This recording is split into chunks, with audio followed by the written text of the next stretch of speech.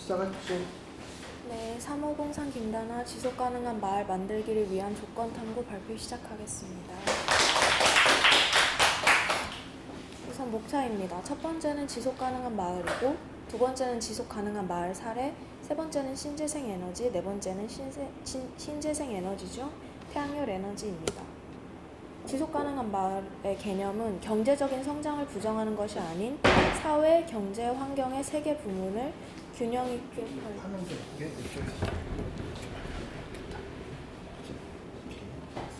있게 발전시킴으로써 미래 세대에게 건강하고 쾌적한 마을 공동체를 형성하는 개념입니다.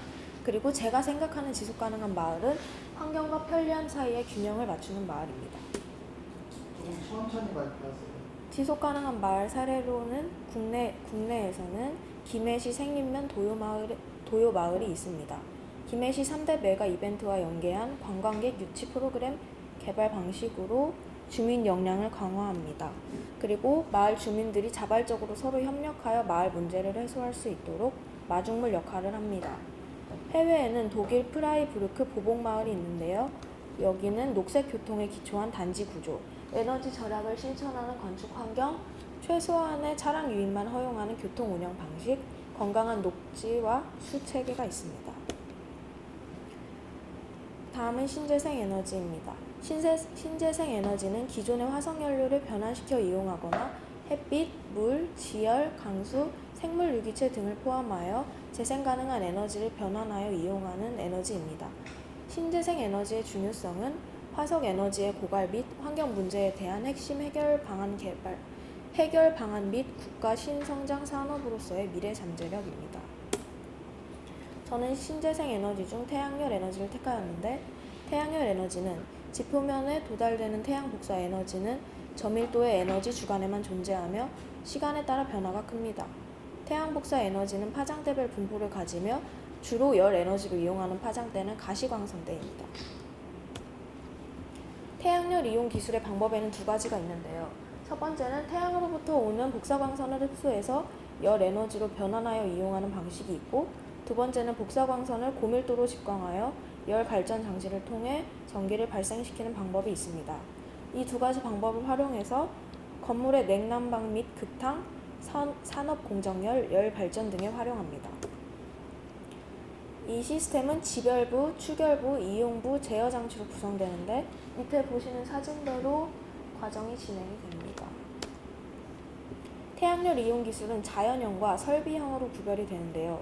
지별 또는 활용 온도에 따라 저온용, 증온용, 고온용으로 분류되며, 이용 분야는 태양열 온수 급탕 시스템, 태양열 냉 난방 시스템, 태양열 산업 공정열 시스템, 태양열 발전 시스템 등이 있습니다. 이 사진은 그걸 다 정리한 사진이고, 이 사진을 보시면 신재생 에너지를 이용한 지속가능한 마을에서는 자연형에서는 저온용 60도씨 이하, 설비용에서는 고온용 300도씨 이하를 사용하는 것이 좋습니다. 발표를 들어주셔서 감사합니다. 예, 아니 그냥 저기 하시면 안 돼요. 질문 해주세요.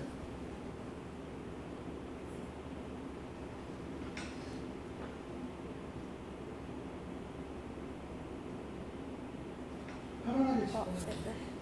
신재생 에너지를 탐구하게 된 동기가 어떻게 돼요? 제 진로가 지구과학 교육과여서 지구과학 교육에서 좀 중요하게 다뤄지는 부분이 신재생 에너지나 환경 이런 쪽이거든요. 그래서 제가 생각한 지속가능한 마을은 또 환경과 편리함 사이에서 보시면 환경과 편리함 사이의 균형을 맞추는 마을인데, 제가 생각했을 때 이거를 가장 이상적으로 이뤄줄 수 있는 에너지는 신재생 에너지라고 생각을 해서 그거 신재생 에너지를 탐구를 했는데, 제가 그 과정을 PPT에는 담지 못했던 것 같아요. 지속 가능한 마을의 조건으로 에너지의 자립 뭐 이런 것들을 지금 생각하고 있는 거예요. 네, 자립 수준까지는 아니어도 그래도 최대한 환경과 지속적으로 같이 갈 수 있게 하는 게 신재생 에너지라고 생각을 해서. 요즘 태양광 발전이 오히려 환경을 파괴하고 환경의 오염의 어떤 원인이 된다라고는 그런 주장도 있던데 그 주장에 대해서 다나 학생은 어떻게 생각하는지. 그래도 요즘 주로 사용하는 화석 에너지보다는 좀 목소리를 좀 크게 해주세요. 요즘 주로 활용하는 화석연료보다는 지구 온난화에 좀 미치는 영향이 적다 보니까 좀 그래도 화석연료를 사용할 바에는 태양열을 사용하는 게 낫다고 생각을 합니다. 신재생 에너지 중에 가장 친환경적인 에너지가 뭘까요? 가장 친환경적인 에너지요? 신재생 에너지의 종류가 여러 가지 있는 거 아닌가? 여기 뭐뭐 있어요? 이렇게 있어요. 그 중에 지속 가능한 마을에 저것들을 모두 다 적용할 수 있는 건 아닐 거 아니에요? 네, 그래서 제가 찾아봤는데 제가 인천의 에너지 공업 무슨 연구소 같은 걸 찾아봤는데 하나하나 다 들여다봤어요. 근데 그 중에서 제일 마을이나 집과 연관돼서 사용할 수 있는 에너지가 제가 선택했던 이 태양열이어가지고 태양열을 선택했어요. 나머지는 그렇게 막 마을과 연관되기는 힘든 부분들이 좀 있어가지고 해양이나 이런 거는. 태양열 발전하고 태양광 발전은 같은 개념이에요? 다른 개념이에요? 아니요, 차이가 있어요. 어떻게 달라요? 제가 차마 거기까지는 조사를 하지 못했는데 확실한 거는 두 개가 좀 비슷하다고 생각하시는 분들은 많은데 분명하게 차이가 있기는 해요. 그 차이가 뭔가를 조사해서 좀 알려줄 수 있도록. 학생들 질문 한 명 할 때까지 그냥 기다릴 거예요. 여러분들 중에 한 명 질문하세요.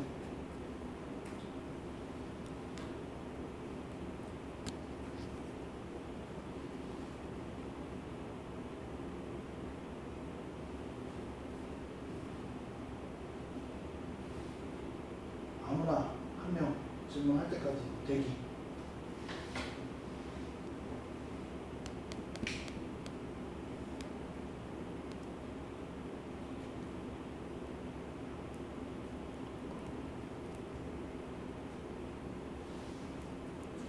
네. 지속 가능한 마을에 대해서 주원들이랑 얘기해봤을 것 같은데 그건 어떻게 나오는지 궁금합니다. 제가 이것도 또 제 진로가 지구과학 교육과여가지고 좀 아무래도 인문계 분들이 생각하시는 지속 가능한 마을이랑은 좀 차이가 있을 것 같은데 또 저희는 다 이과 계열이어서 다 뭔가 환경이랑 기술 사이에 관련한 얘기를 하면 좋을 것 같다라는 의견들이 있어서 이런 걸 선택을 한 것 같아요. 조금씩 저희 조원들끼리도 의견이 다르긴 한데 이렇게 선택하게 됐습니다. 예, 좋아요. 첫 발표. 저는 저희 질문보다 저희 아까 저온형, 고온형 이제 표로 이제 분리했는데 네, 마지막에. 네, 마지막 그거가 이제 그러니까 어떠한 과학적인 이제 과학을 전공할 거니까 과학적인 근거에 의해서 저렇게 지금 30도 이하를 하고 하는 게 좋은 건지 그런 게 좀 과학적인 물리적인 그런 게 좀 들어가면 좋을 것 같아요. 네, 추가할게요. 그리고 아까 말씀하신 태양광, 태양열을 이제 비교하는 그리고 이제 실제 면접이라고 생각하면은 진로랑 엮지 말고 주제가 지속 가능한 거니까 지속 가능과 지금 탐구한 거를 좀 가급적이면 이제 증식해 줄 수 있는 그런 연습을 좀 네, 하는 게 좋아요. 쓸데는 진로가 지구과학이니까 이렇게 말하는 것보다는 좀 연결 고리를 만들어서 발표하는 게 좋을 것 같아요. 네, 감사합니다.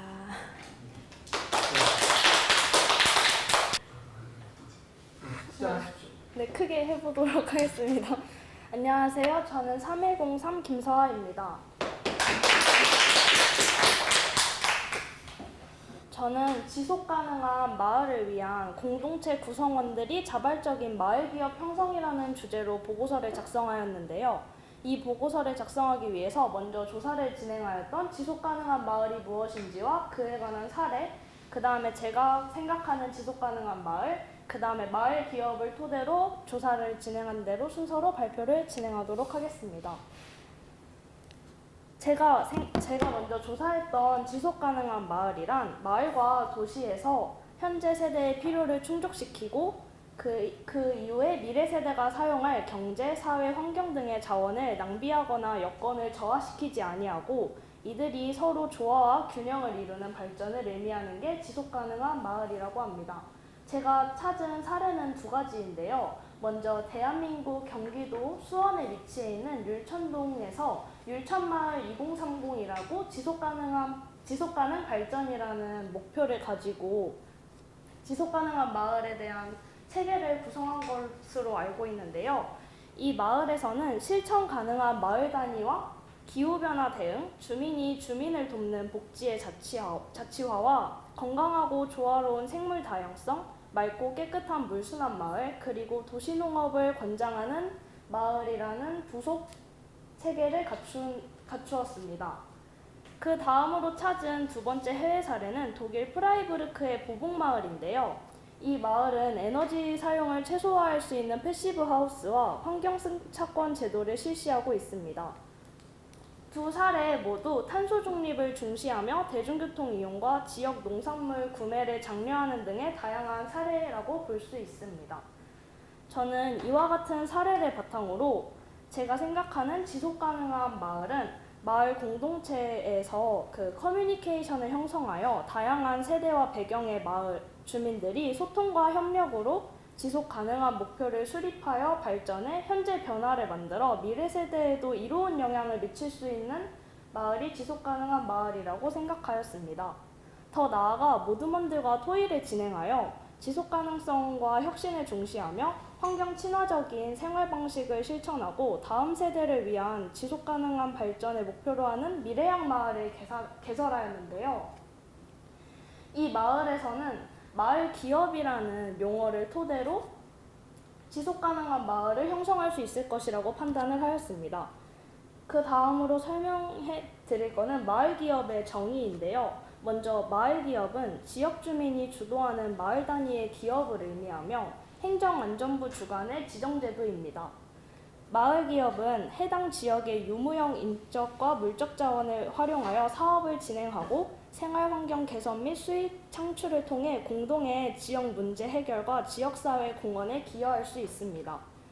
지역의 필요와 욕구를 충족해주고 일자리 및 소득을 창출을 도와주며 주민 전체의 삶의 질 향상 등을 위해 노력해야 하고 지역 내 생산과 소비, 교환, 분배가 이루어지는 지역경제 활성화의 선순환 역할을 할 수 있습니다.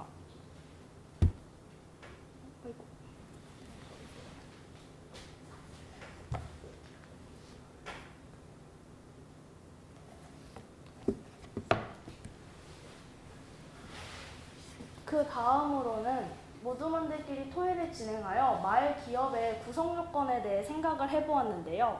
먼저 토건공사가 아닌 거주민 차원에서 진행되는 마을 기업은 지역의 자연을 훼손하지 않는 방향으로 사업을 추진해서 경제적인 이익을 창출할 수 있을 것이다 라고 생각하였고, 두 번째는 마을 기업이 마을에 자리 잡을 수 있도록 정부 및 자치단체가 지역 내 보조금을 지원하며 동시에 마을 기업을 위한 상품 경쟁력을 강화시킬 수 있도록 마케팅 전략과 판로를 개척할 수 있는 기업 교육을 실시하는 것입니다.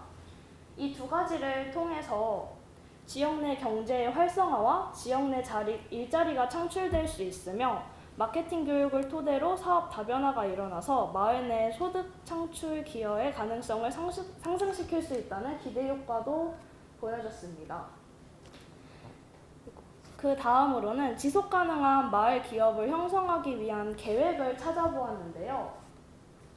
저는 기존의 추진 계획보다 먼저 그 전에 마을의 지형적인 특성과 특산물 등 마을의 구조와 방식에 대한 이해가 먼저 필요하다고 생각하였고, 그 다음에 마을 주민들을 모아서 지역의 문제를 해결하고 지역 사회의 공헌이 상생해야 된다는 의미의 토론을 가진 다음에 아까 말씀드린 기업 교육을 실시하고 그 다음에 시군구, 시도의 심사를 통해서 마을 기업을 지정할 수 있다는 시행 지침이 이루어져야 된다고 생각을 하였습니다.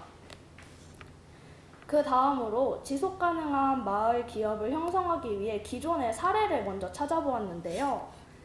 첫 번째로는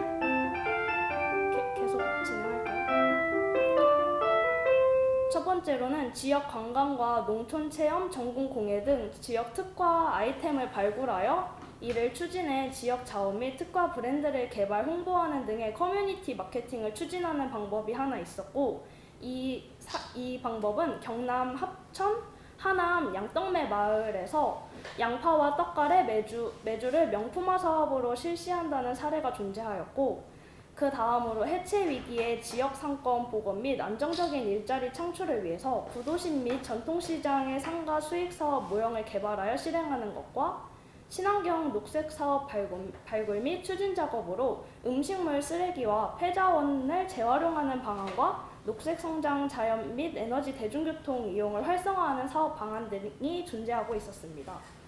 저는 앞서 말씀드렸었던 모든원들끼리 제작한 이 미래양 마을의 이 마을 기업이라는 개념을 적용시켜 보기로 혼자 생각을 한번 해보았었는데요.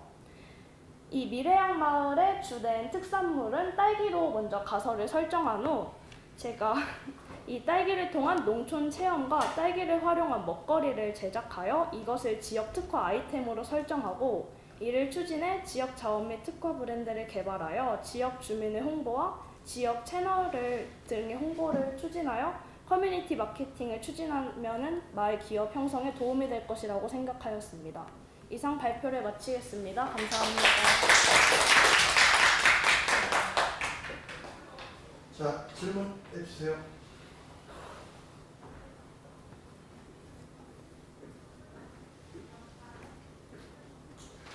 학생 질문부터 받겠습니다. 특산물을 딸기로 가설 설정한 이유가 있나요? 뭘로 할지 계속 고민을 하다가 사실 논산이 가장 큰 영향을 미친 게 있는데요. 논산도 마을 기업 중에 하나라고 생각하는 게 딸기를 활용한 특산물과 음식을 제작해서 전통시장에서 파는 모습을 볼 수 있었고, 저희가 매년 열리는 딸기 축제에 구경을 가면서 홍보를 실행해서 다른 지역 사람들까지 알게 해서 저희 논산이라는 이름 자체를 알게 한다는 것 자체가 이 마을 기업을 통해서 이 지역을 활성화시키고 홍보할 수 있다는 개념이 비슷하다고 생각해서 저희가 제작한 이 미래양 마을에도 특산물을 딸기로 지정해서 한번 설정을 해보았습니다.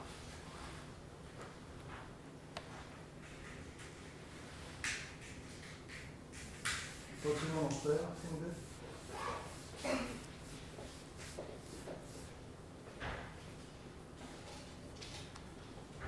마을 기업을 만들 때 가장 어려운 점은 뭐예요? 가장 어려운 점은 먼저 그 지역의 주민들이 다 함께 모여서 이 마을 기업을 형성하는 데까지의 시간이 가장 어려울 것 같다고 생각이 드는데요. 일단 지역 주민들이 자신의 이 지역에서 어떠한 문제가 있는지 먼저 그걸 인식하는데도 사람들의 의견이 다양해서 그걸 하나로 모으는 데까지의 시간이 정말 오래 걸려서 마을 기업 형성을 하는데 기반이 되는 이 토대가 만들어지는 것 자체가 일단 먼저 어렵다고 생각을 하고 있습니다. 그건 그럼 어떻게 해결할 수 있어요? 저 같은 경우에 생각한 방안은 먼저 그 자치장 같은 좀 높은 관직의 분이 그 지역의 주민들의 의견을 다 함께 통솔해서 하나의 합의점을 찾는 것이 가장 중요할 것이라고 생각이 듭니다. 사실 이거는 지역의 문제점이 다 다양하기 때문에 제가 뭐 하나 딱 꼬집어서 뭐라고 말씀드릴 수 없을 것 같아요. 그 기업이면 분명히 이윤이 창출될 텐데 네. 그 이윤은 어떻게 분배할 수 있어요? 뭐 사례에서는 어떻게 그런 것들을 분배하고 있대요? 사례 같은 경우에서는요. 잠시만요.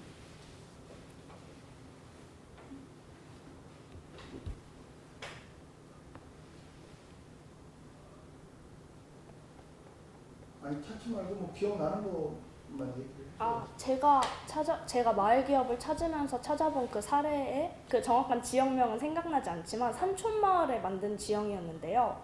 산이 있는 지형이다 보니 그 앞에 등산하는 분들이 정말 많이 인구 유입과 유출이 있어 그 앞에 카페를 만들고 사람들이 그 산의 전경을 보며 쉴 수 있게끔 하는 작은 도서관을 만들었는데, 이때 여기서 일하시는 분들이 이제 정년 퇴직을 하시고 더 이상 이제 지출을 벌지 못하시는 분들을 고용해서 그분들이 함께 일을 해서 일단 그분들 위주로 먼저 이윤을 분배하는 것을 사례로 하는 것을 찾아보면서 알 수 있었습니다. 보통 일자리 창출을 위해서 하는 것도 마을 기업의 하나의 장점이라고 저는 생각합니다.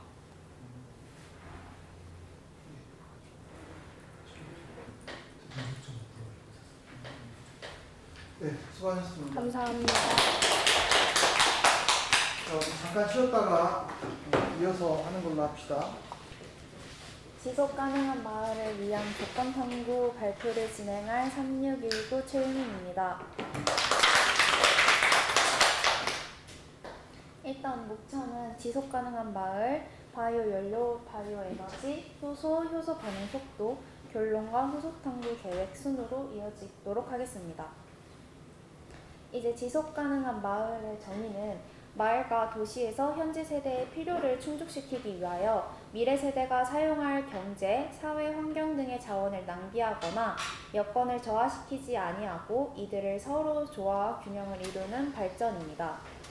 그리고 제가 생각한 지속 가능한 마을은 지금의 환경을 유지한 채로 모든 생물들이 공존하는 것이고 환경에 영향을 주지 않는 에너지 자원을 쓰거나 이타적으로 생각하는 것입니다.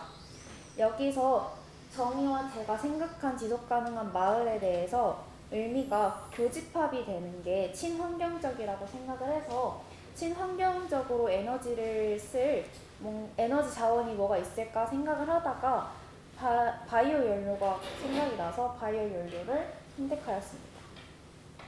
바이오 연료는 바이오매스에서 직간접적으로 생산된 연료이고 친환경 원료 및 자연에서 지속적으로 생산이 가능하고 이산화탄소 소비 및 발생 형태로 순환을 하면서 탄소 중립이라는 이점을 가지고 있습니다.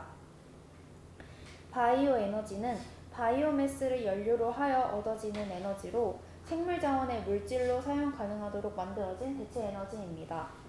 에너지 자원으로 이용되는 바이오매스는 햇빛을 화학 에너지의 형태로 저장한 유기물이고 이는 다양한 농업의 과정에서 나온 부산물로 연료를 사용합니다.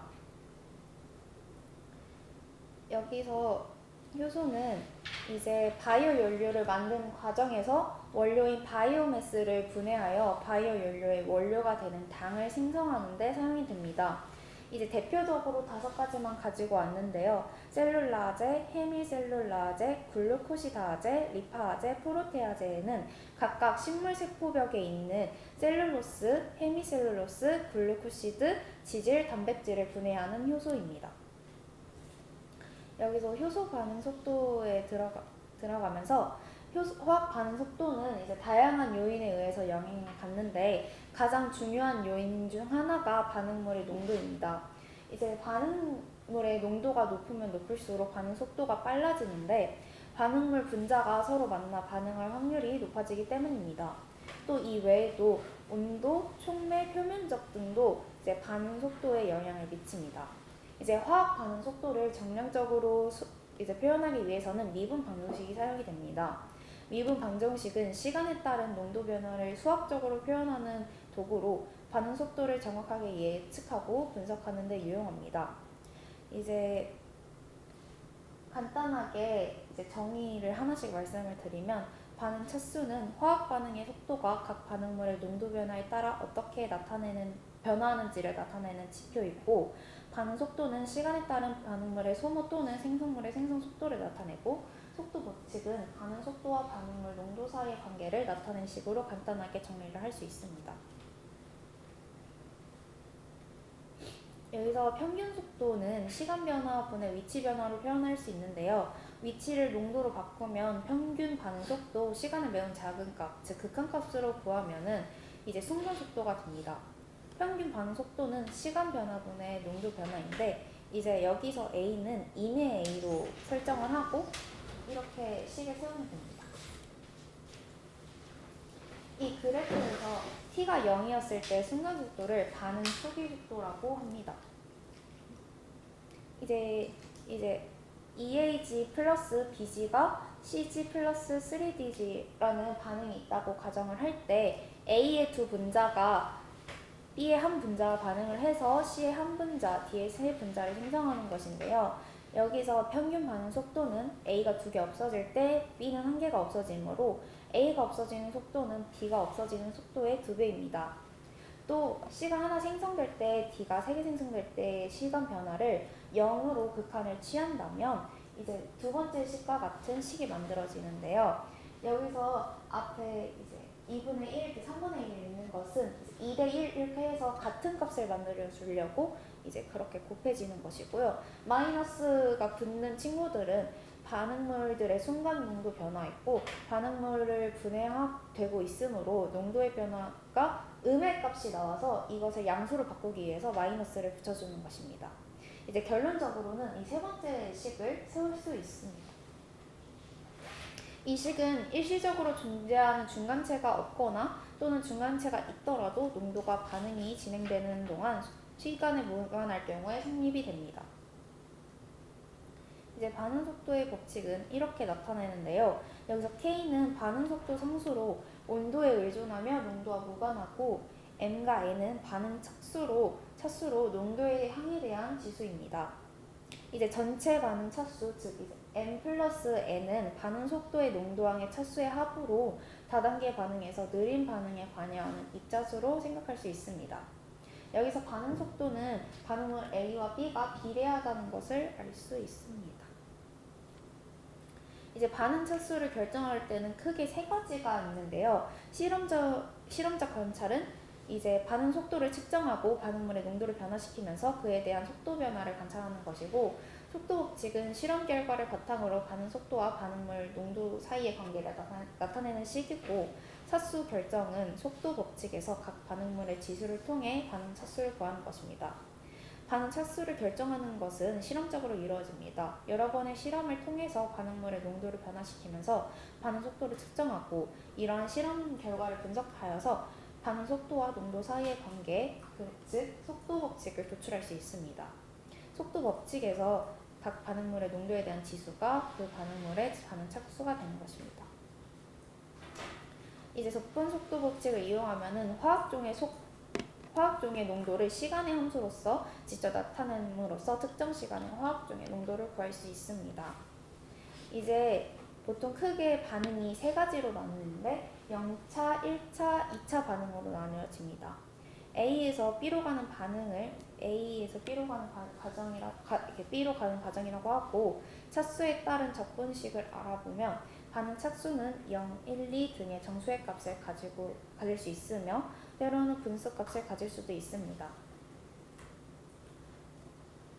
이제 0차에서는 반응물의 농도 변화가 관계없이 속도가 일정한 경우여서 반응물의 농도가 속도에 영향을 미치지 않습니다. 이제 1차에는 반응 속도의 접근식이 이렇게 몰 농도에 대해서 이제 시간 t를 대입을 해서 이제 이렇게 나타내면 그래서 이렇게 결과값이 나오고요. 2차 반응은 여기 제곱을 해서 이것을 1차 반응처럼 순서대로 이렇게 식을 도출하면은 이런 식이 나옵니다. 이제 반감기는 이제 어떤 초기값이 절반이 되는 시간을 말하는데요. 여기서 반응물질의 농도가 반으로 줄어드는 데 걸리는 시간은 아까 말씀드린 것처럼 온도, 농도, 압력, 촉매 등의 외부적인 요건의 변화가 없으면 반감기는 항상 일정합니다.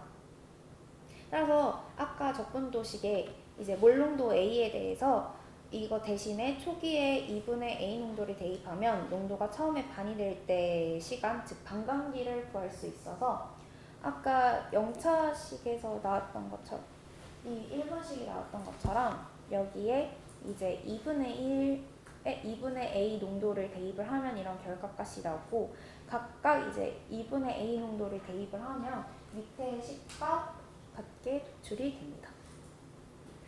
이제 화학 반응 속도는 미분 방정식으로 풀 수 있는데요. 화학 반응 속도는 시간에 따른 반응물 또는 생성물의 농도 변화를 측정하는 것이어서 속도를 정량적으로 표현하기 위해서 미분 방정식을 이용합니다. 미분 방정식은 반응물의 농도 변화율을 농도와 시간의 함수로 나타냄으로써 특정 시간에 대해서 반응 속도를 계산하고 농도 예측이 가능합니다. 또 속도 법칙, 반응 속도를 반응물의 농도와 관련이 있는 식으로 실험적으로 결정이 되고 반응 속도가 각 반응물의 농도에 어떻게 영향을 받는지 나타냅니다. 속도 법칙에서 각 반응물의 농도에 대한 지수 A의 반응 차수는 2, B의 반응 차수는 1로 반응 차수는 반응물의 농도가 반응 속도에 미치는 영향의 크기이고 높은 반응 차수는 농도 변화에 대해 속도 민감도가 높습니다. 이를 속도 법칙을 접근해서 시간에 따른 반응물 농도 변화를 계산해서 초기 조건과 시간을 입력하면 농도를 예측할 수 있는데 접근 속도 법칙은 반응의 진행 상황을 이해하고 반응의 반감기를 계산하는 데 유용하게 사용이 됩니다. 화학 반응 속도론은 미적분을 사용해서 반응 속도와 메커니즘을 연구하는 분야로 속도 법칙, 반응 착수, 접근 속도 법칙이 반응의 단계별 과정, 활성화 에너지, 정의 상태를 분석함으로써 반응 메커니즘을 밝힐 수 있습니다. 이는 반응 조건에 최적화된 새로운 반응 설계에 도움이 됩니다. 후속 탐구로서는 이제 화학 반응 속도에 대해서 접근 말고도 따로 미분 방정식이 따로 있다는 것을 알게 되어서 나중에 시간이 있다면 미분 방정식으로 제대로 탐구를 해볼 계획입니다. 감사합니다. 자, 질문. 학생들 수학 나오니까 뭐 질문하세요. 질문.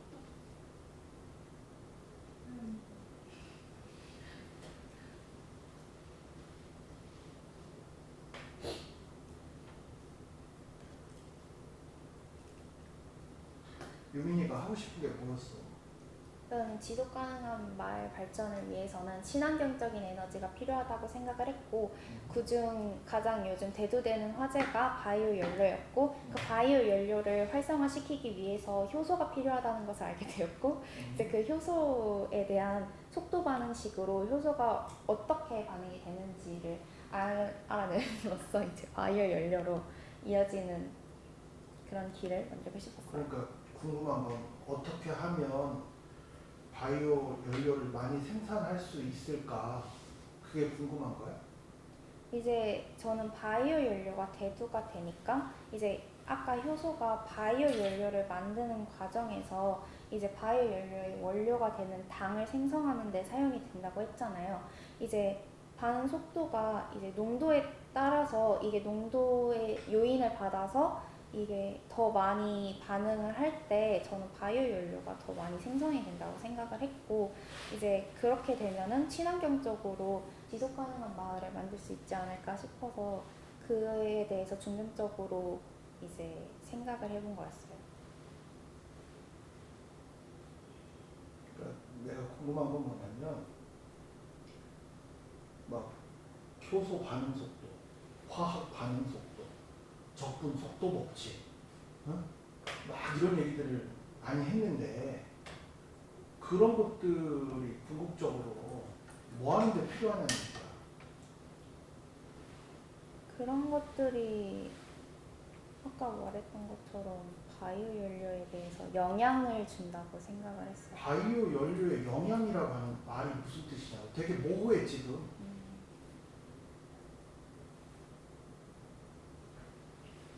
바이오 연료는 어떻게 만들어져요? 이제 만드는 방법까지는 이제 가지는 못했고요. 아니 그냥 예. 바이오 연료를 만들려면 바이오 뭐 연료는 물질이 있어야 된다며. 되게 식물, 동물이나 그런 것에서 나타나는 유기 생명체랑 아니면은 다른 쓰레기들을 그렇지. 그런 걸 뭐 한 봉지 갖고 왔어. 그럼 거기서 뭐를 하고 싶은 거야? 연료를 만들고 싶은 거 아니야? 네. 그럼 연료를 만들려면 그 안에 뭐가 있어야 된대? 연료를 네 말대로 하면. 그 쓰레기랑 그런 것들을 분해시켜서 만드는 게 바이오 연료. 그렇지. 그 분해시키려면 뭐가 있어야 돼? 바이오 연료. 아니 분해시키려면 효소가 있어야 된다며. 네. 그래 안 그래? 네. 그럼 효소만 뭐 예를 들어서 효소가 10만큼 있을 때와 효소의 양의 단위는 뭘로 재요? 효소 뭐 그램으로 재요? 개로 재요? 그것까지는 단위. 뭐 효소가 예를 들면 뭐 단위는 모르니까 효소가 10만큼 있을 때와 20만큼 있을 때 거기서 나오는 바이오 연료가 다를 거 아니야. 네.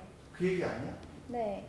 그러니까 효소의 농도가 어느 정도였을 때 바이오 연료를 적절하게 최대한 많이 얻어낼 수 있느냐, 이게 궁금한 거 아닌가? 궁극적으로? 네. 그러려면 뭔가 효소가 그 안에서 어떤 반응을 하는지 그거를 분석하려고 하는데 쓰이는 도구가 반응 속도론, 접근 속도 법칙 뭐 이런 것들이 아니야. 맞아요.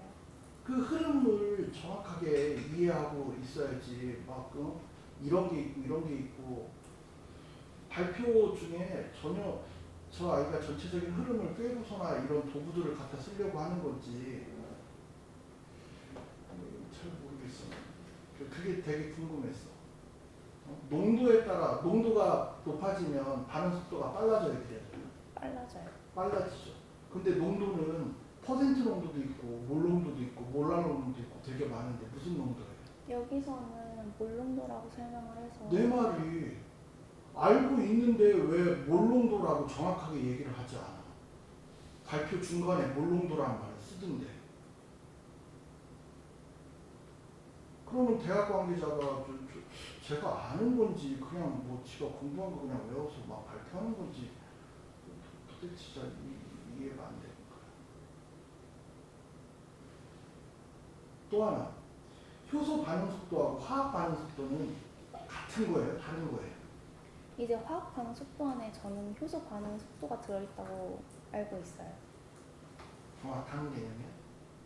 이제 효소 반응 속도도 이제 화학 반응 속도에 대해서 저는 화학 반응 속도가 이제 농도나 이런 것에 대해서 영향을 받고 그래서 효소 반응 속도도 그런 영향을 받는다고 이제 탐구를 해서 그렇게 알고 있어요. 화학 반응 속도는 교과서에서 배워? 근데 저는 화학을 듣지를 않아서 그래? 화학을 듣지 않는데 수없이 많은 기호들을 어떻게 그래서 따로 찾아보고 그 유튜버나 그런 데 찾아봐서 약간 그럼 대학 생명과학은 들어? 네. 그러면 효소 반응 속도에 대해서 탐구를 하다 보니 그지? 화학에 필요한 화학 반응 속도가 나올 거고 그지? 그런 것들을 좀 체계적으로 뭔가 머릿속에 좀 넣어놨으면 좋겠다는 생각이 들어. 네. 되게 열심히 했는데 정확하게 흐름을 갖고 가나 이런 생각이 좀 되게 많이 들었고 접근 속도 법칙은 뭐 하려고 쓰는 거예요? 이제 접근 속도 법칙은 아까도 나와 있다시피 이제 반감기를 구하기 위해서 접근 속도 법칙을 이용을 하는 건데 이제 반감기가 뭡니까? 반감기가 이제 접근 이제 어떤 초기값에 대한 절반을 나타내는 시간이라고는 알고 있어요. 접근 속도 법칙은 아까 거기에 뭐 발표자료에 있는 것 같은데 네. 뭐가 궁금할 때 적도 속도 법칙, 접근 속도 법칙을 쓰는 거야. 예, 원래 저는 이제 이거를 봤을 때 반감기를 구하기 위해서 이제 접근 속도 법칙을 알아야 된다고 생각하고 여기에서 이제 2분의 물농도에 대해서 그렇게 넣으면 반감기가 나와서 아니 내 질문을 정확하게 파악을 한 거야? 한 장 넘겨봐. 여기서요? 한 장 반대. 그렇지. 저 x축 값이 뭐니? x축값 시간이요. y축 값은? 이제 아까 여기 나왔던 것처럼 아니 거기 나왔던 게 뭐냐고. 그러니까 그게 뭐냐고. 아니 그래프 봐봐. 그게 뭐냐고 y축 값이.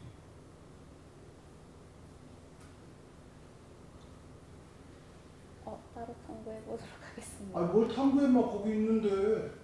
물론 그래 농도잖아 농도. 네. 그러니까 접근 속도 법칙은 뭐가 궁금할 때 저걸 쓰는 거예요. 농도 무엇에 따라? 시간에 따라 그렇지. 시간에 따라 농도 변화가 궁금할 때 저걸 쓰는 건데 왜 다 해놓고서나도 그걸 네 걸로 안 만들어.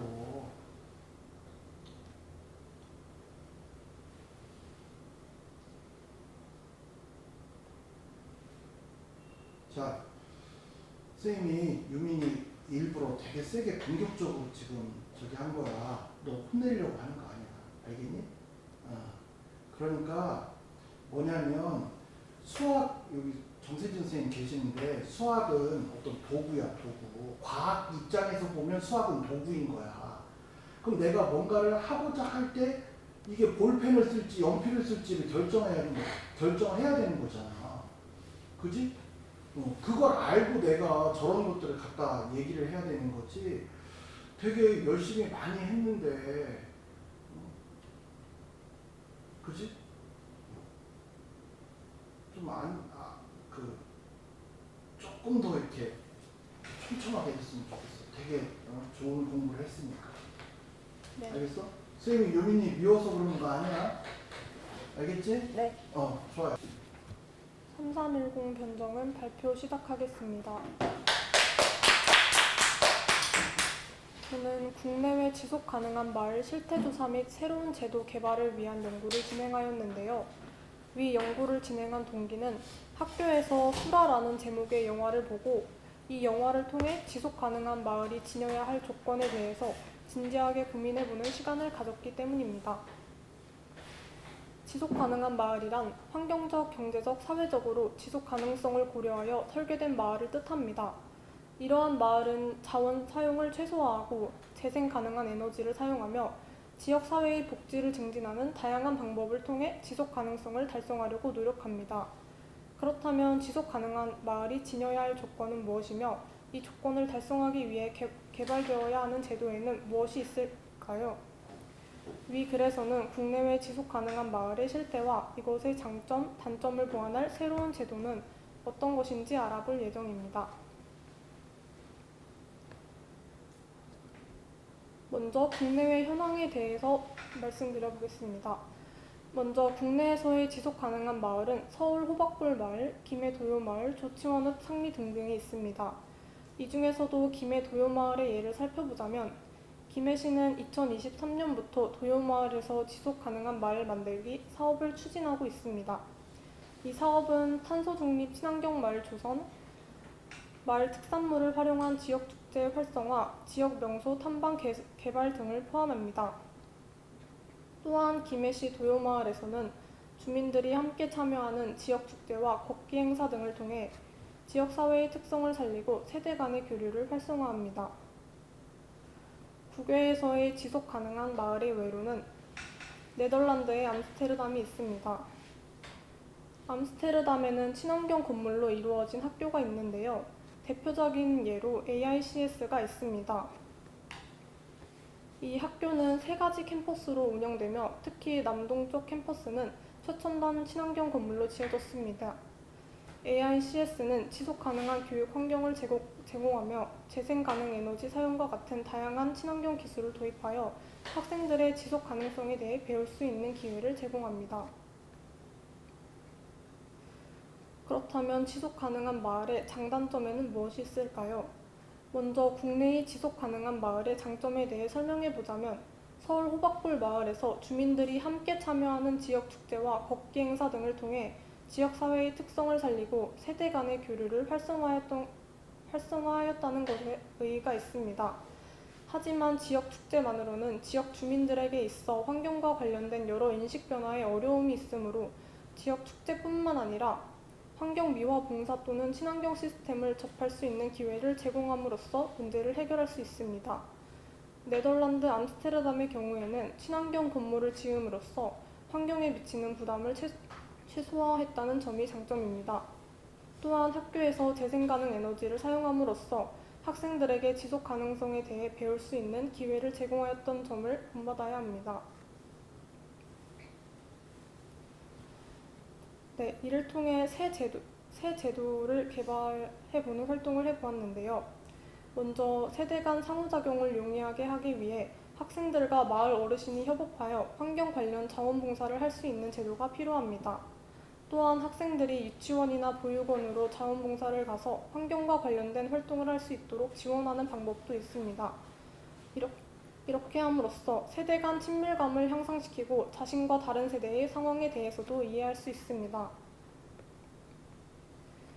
이처럼 지속 가능한 마을의 개념과 국내외 현황 및 장점과 보완할 점에 대해서 알아보았습니다.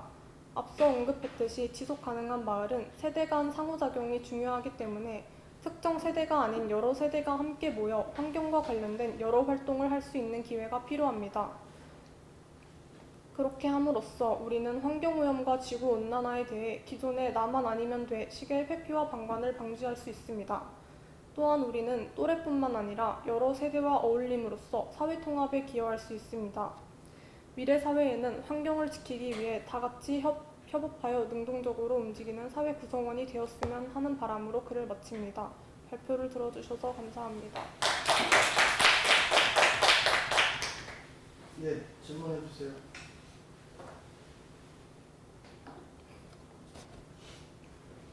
아까 전 국외 현황에서 네덜란드 암스테르담을 예시로 드셨는데 다양한 지속 가능한 마을 사례 중에 네덜란드 암스테르담을 선정하게 된 동기가 있으실까요?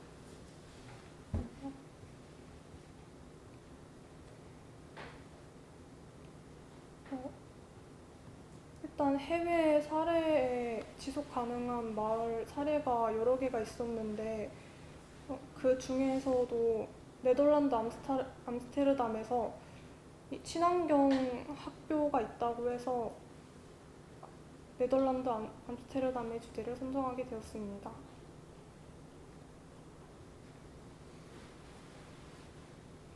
또 질문. 정은이가 생각하는 우리나라의 그 지속 가능한 마을의 문제점은 뭐야? 문제점이 아까 김해 교육마을에서 살펴봤듯이 이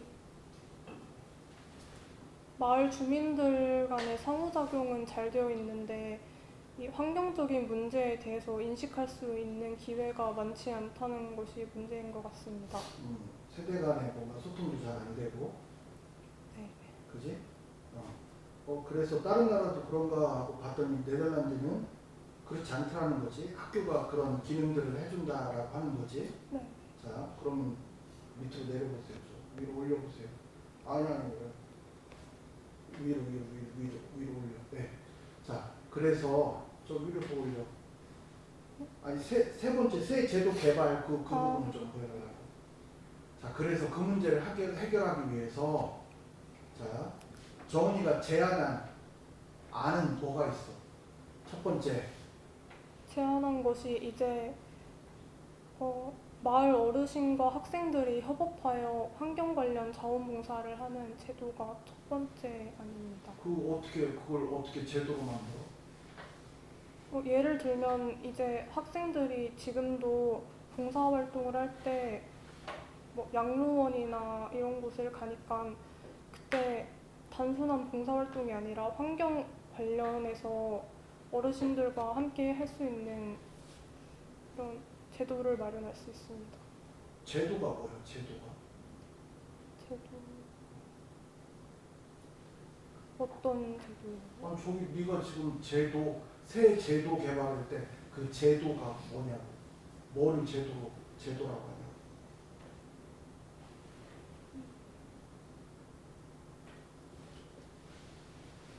아니 그런 걸 하기 위해서 학생들한테 의무적으로 1년에 저런 봉사활동을 10시간 이상 이수하도록 하는 게 제도 아니야? 네, 의무화를 하는 게 제도라고 생각합니다. 근데 저거는 뭐 두리뭉실 아무것도 없잖아. 아니 어르신들이 협업하여 환경 관련 자원봉사를 할 수 있는 제도가 필요하다. 그럼 그 제도 어떤 제도를 말하는 거야? 그걸 하기 위해서 어르신들을 막 의무적으로 다 데리고 와서 협업시켜?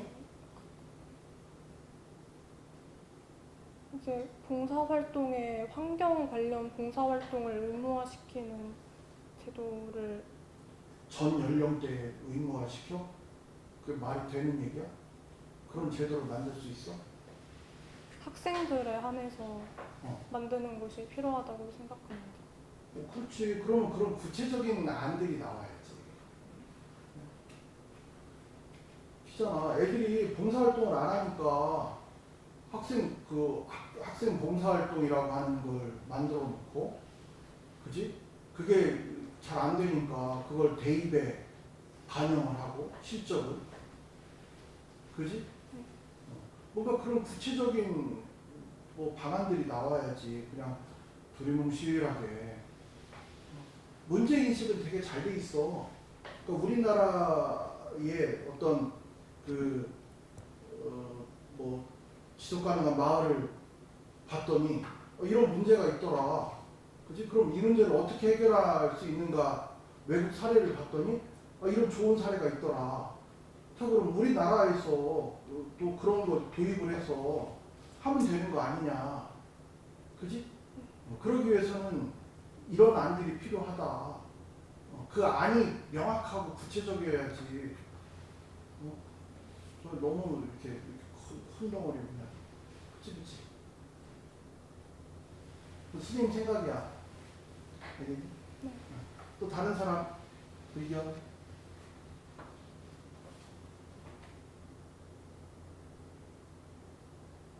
분위기가 내가 애들을 혼내는 분위기로 가는 것 같아. 좀 그런데 혼내는 거 아니야. 내가 목소리가 좀 커진 것 뿐이지. 오케이, 좋아요. 수고하셨습니다.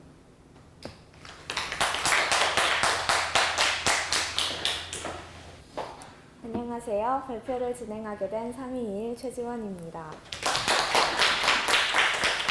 지속가능한 마을에 대해 탐구를 진행하면서 마을의 정의와 지속가능한 발전에 대한 정의를 살펴보았습니다.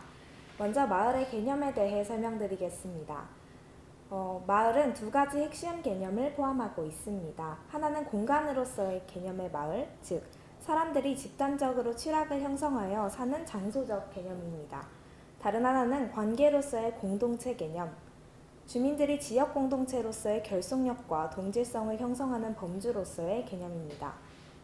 다음으로 지속가능 발전에 대해 이야기하겠습니다. 지속가능 발전은 1987년 세계환경개발위원회의 보고서인 우리 공동의 미래에서 제시된 개념입니다. 이는 현재의 수요를 충족하면서도 미래 세대의 수요를 충족할 수 있는 발전을 추구하며 과도한 환경 파괴를 예방하는 것을 목표로 합니다. 경제성장, 환경보존, 사회통합이 지속가능한 발전의 주요 요소라고 볼 수 있습니다.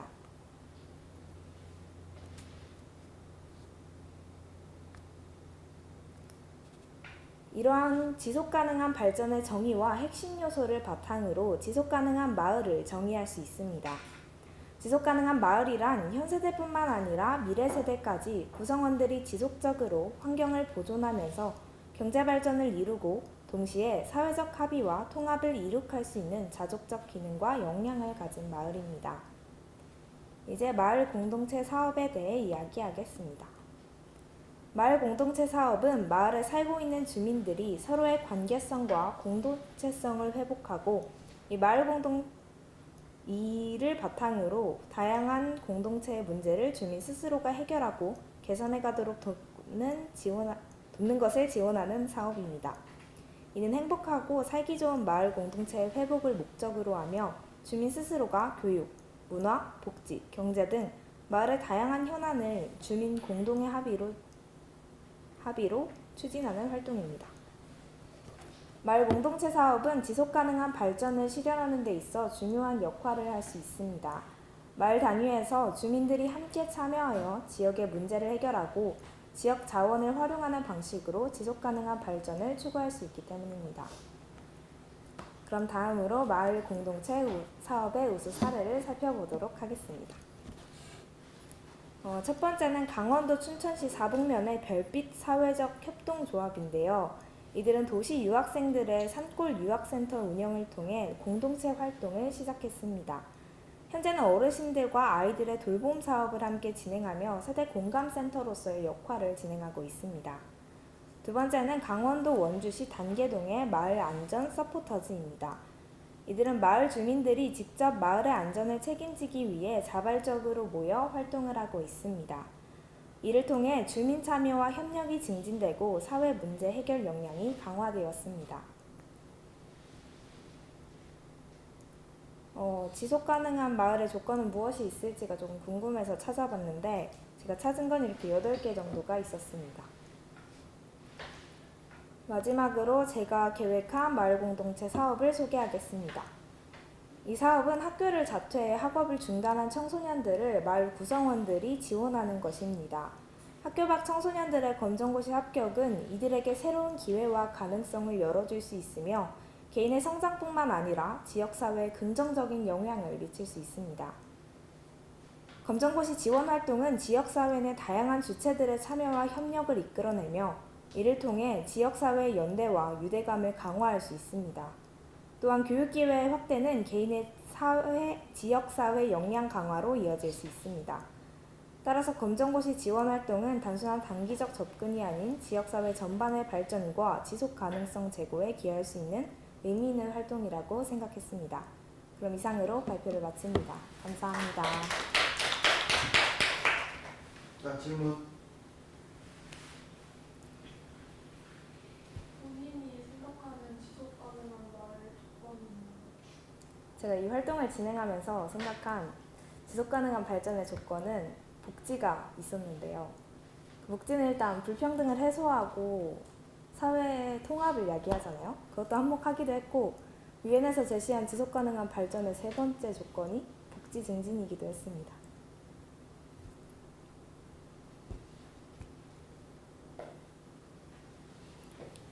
특별히 학교 밖 청소년에 관심이 있는 이유가 있나요? 학교 안에서 이루어지는 교육은 학생 모두 참여할 수 있는 학교 밖 청소년한테 관심이 있었던 이유는 일단 교육을 희망하는 학생으로서 모든 학생들에게 공평하게 교육의 기회가 제공되어야 한다고 생각했습니다. 그렇기 때문에 학교 밖 청소년에게도 교육의 기회를 다시 제공할 수 있는 기회를 주는 것이 복지 증진에 도움이 될 수 있을 것이라 생각했습니다. 논산에 학교 밖 청소년 시설이 있어요? 논산에 현재 1회 진행하고 있는 것으로 알고 있습니다. 1회 진행한다는 건 뭐지? 검정고시 활동을 지원하는 활동을 시랑 여성가족부랑 연계해서 지금 검정고시 합격자를 내고 있다? 라는 기사를 본 게 있었던 것 같습니다. 자, 저쪽에 관심이 있으면 현재 논산시의 학교 밖 청소년들이 어느 정도나 있고 그 다음에 그 학생들을 위해서 있는 시설이 있는가 선생님이 알고 있는 시설도 있거든. 더 문제는 학교 밖 청소년의 숫자가 뭐 한다는 거지? 늘어난다는 거야. 그지? 네. 오히려 학교 밖 청소년 학업 도우미 저 사업이 활성화가 되면 자퇴하는 애들이 더 늘어날 것 같은데? 오. 내 생각은 그래. 음흠. 그지? 그럼 결국 마을 공동체가 학교 밖 청소년의 숫자를 줄이는 쪽으로 가는 게 더 합리적일 것 같은데.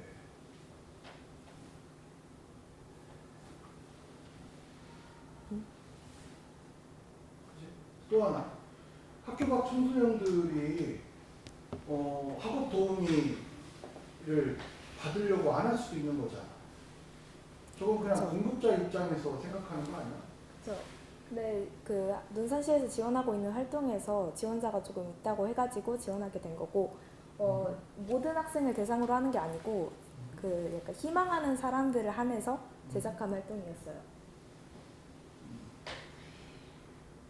저 문제는 아까도 이야기했지만 저게 과연 지역사회에 또 긍정의 영향을 줄 건지 뭐 그런 것들도 좀 학교 밖 청소년 문제의 원인부터 좀 더 정확하게 진단을 하고 접근을 하면 어떨까라고 하는 생각이 좀 들었어요. 네. 저는 됐습니다. 안녕하세요. 3607 박승아 지속가능한 친환경 건축을 주제로 발표를 시작하겠습니다. 목소리를 조금만 키워주고 마이크를 옆으로 조금 빼놓으세요. 소리가 잘. 먼저 목차는 첫 번째 지속 가능한 마을이란, 두 번째 지속 가능한 도시 조경 설계를 위한 친환경 건축, 세 번째 로버 기술, 네 번째 지열을 이용한 추결 시스템 기술입니다. 먼저 지속 가능한 마을이란 지구 환경을 위해 자연이 허용하는 범위 내에서 경제, 사회, 환경 부분이 조화롭게 발전하는 것입니다. 주민은 주변 환경에 의해 살아가고 생태계도 그의 힘을 얻고 살아가며 상호 의존적인 관계를 유지하는 것이 중요합니다. 주민들은 지속 가능성을 위해 그들이 필요를 절충하고 생물 다양성과 생태계를 보존하는 등 불확실한 미래에도 사람과 환경 모두 최선을 주는 계획과 활동을 수행합니다. 지속 가능한 도시 설계를 화면이 안 넘어가는 거 아니야? 우리는 계속 같은 화면 보고 있는데. 안 나오.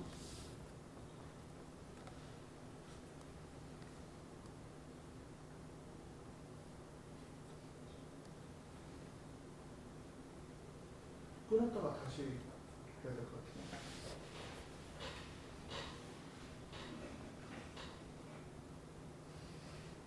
네, 지속 가능한 도시 설계를 위한 친환경 건축 도시화가 빠르게 진행되는 사회에서 지속 가능한 도시 설계는 중요한 화두가 되고 있습니다. 지속 가능한 도시 조경 설계는 친환경적인 조경 공간과 시설 그리고 조경 설계 기법을 활용하여 다양한 환경, 사회, 경제적 편익을 실질적으로 제공할 수 있는 조경으로 정의할 수 있습니다. 친환경 건축기술 루버는 벽에 폭이 좁은 판을 배열하여 직사광선을 차단하고 채광을 조절하는 블라인드입니다. 국내 그린 팩토리 사옥은 루버의 동서남북 일조량에 따라 타공을 다르게 설계하여 실내 채광을 일정하게 조절합니다. 하지만 루버가 오랜 시간 햇빛을 받으면 점차 뜨거워지고 창가의 온도가 높아지게 되어 냉방 에너지를 더 사용하게 됩니다. 이러한 이유로 더블 스킨을 설계하여 기존 외벽의 안쪽에 유리 창호를 한 겹 덧대고 바람기를 내어 햇빛으로 데워진 창호 사이 열이 배출돼 에너지가 절감됩니다.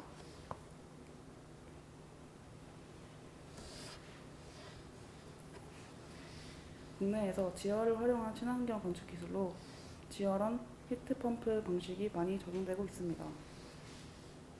지하측열은 자연에너지, 배열, 미활용 에너지 등을 지번, 토양, 지하수층 등의 지하의 열에 저장하는 것을 통칭하는 것입니다. 토양은 대기와 주기적인 축열과 방열을 반복합니다.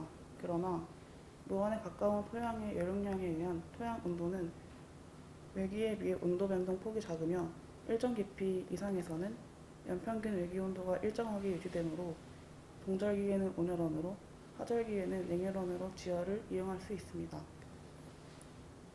외국의 경우 다양한 지열 활용 기술이 적용되고 있으며 국내에서도 앞에서 소개한 토양을 천연 축열조로 이용한 난방 시스템이 있으나 외기와 지열의 직접적인 열교환에 의한 외기 냉방 또는 외기부하 저감 시스템 같은 다양한 시스템의 적용을 보다 적극적으로 도입하기 위해 정부의 제도 개선과 기술 개발이 활발히 진행되어야 할 것입니다. 이상입니다.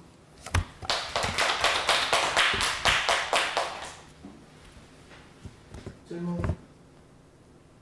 예.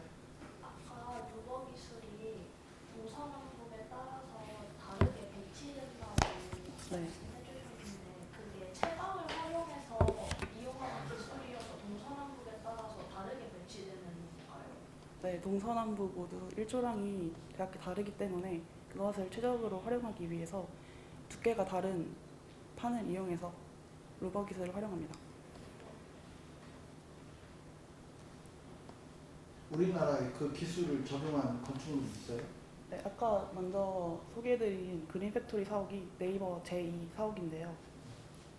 지금 기업 경영에서도 ESG가 활발하게 목표로 설정됨에 따라서 우리나라 기업에서도 이러한 목표를 실천하기 위해서 노력하고 있습니다. 추결 시스템이 적용된 건물도 있고 우리나라에 사례는 있다고 들었습니다. 조사는 안 해보고 네.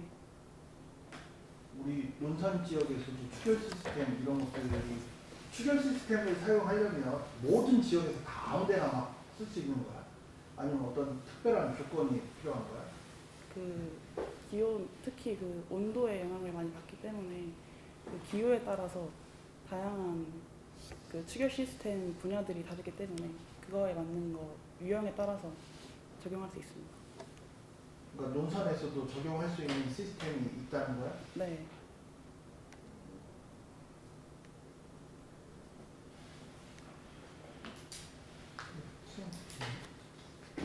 지속 가능한 마을을 만들기 위한 측면으로 이제 친환경 건축을 조사한 것 같은데, 네. 형이 이제 두 가지 기술, 여러 가지 기술들을 이제 탐구를 했는데, 이제 그걸 가지고 승하가 이제 주변에서 이제 만들 수 있는 두 가지 기술을 접목한 어떤 공학과를 좀 희망하니까 산출물까지는 아니어도 도안이나 이런 계획안 같은 거를 좀 후속 탐구를 하는 것 같더라고요. 네. 수고하셨습니다.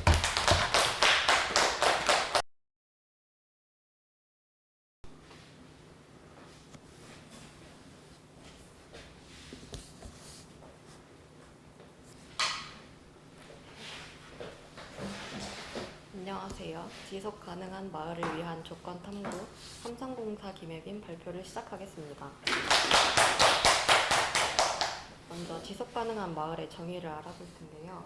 마을과 도시에서 현재 세대의 필요를 충족시키기 위하여 미래 세대가 사용할 경제, 사회, 환경 등의 자원을 낭비하거나 여건을 저하시키지 아니하고 이들이 서로 조화와 균형을 이루는 발전을 의미합니다. 다음으로는 제가 생각하는 지속가능한 마을인데요. 저는 지속가능한 마을이란 경제적, 사회적, 환경적 측면에서 정기적으로 지속가능한 발전을 목표로 하는 공동체이라고 생각했습니다. 이러한 마을은 자원을 효율적으로 사용하고 환경을 보호하며 지역 주민들의 삶의 질을 향상시키기 위한 방안을 모색하여 채택합니다. 다음은 지속가능한 마을의 사례입니다. 국내 사례 중 경상남도 김해시 도요마을을 선택했는데요. 김해시의 도요마을은 마을 조성 내용을 살펴보면 인구가 점진적으로 줄어드는 소규모 농촌마을 주민들에게 지속가능 발전 공감대를 형성해 주도적으로 마을 문제를 해소시킬 수 있도록 협의회와 마을 주민이 함께 지속가능 목표를 실현하는 시책사업을 벌였습니다.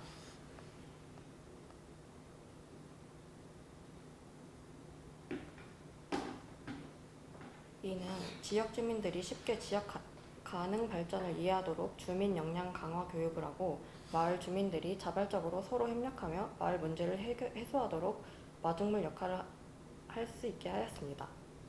다음으로는 해외 사례인데요. 독일 프라이부르크의 보복마을입니다. 핵심 슬로건은 주민들의 참여와 협동이 매우 활발하게 전개되며 학생과 주민의 주축으로 형성된 포럼 보봉이 있습니다.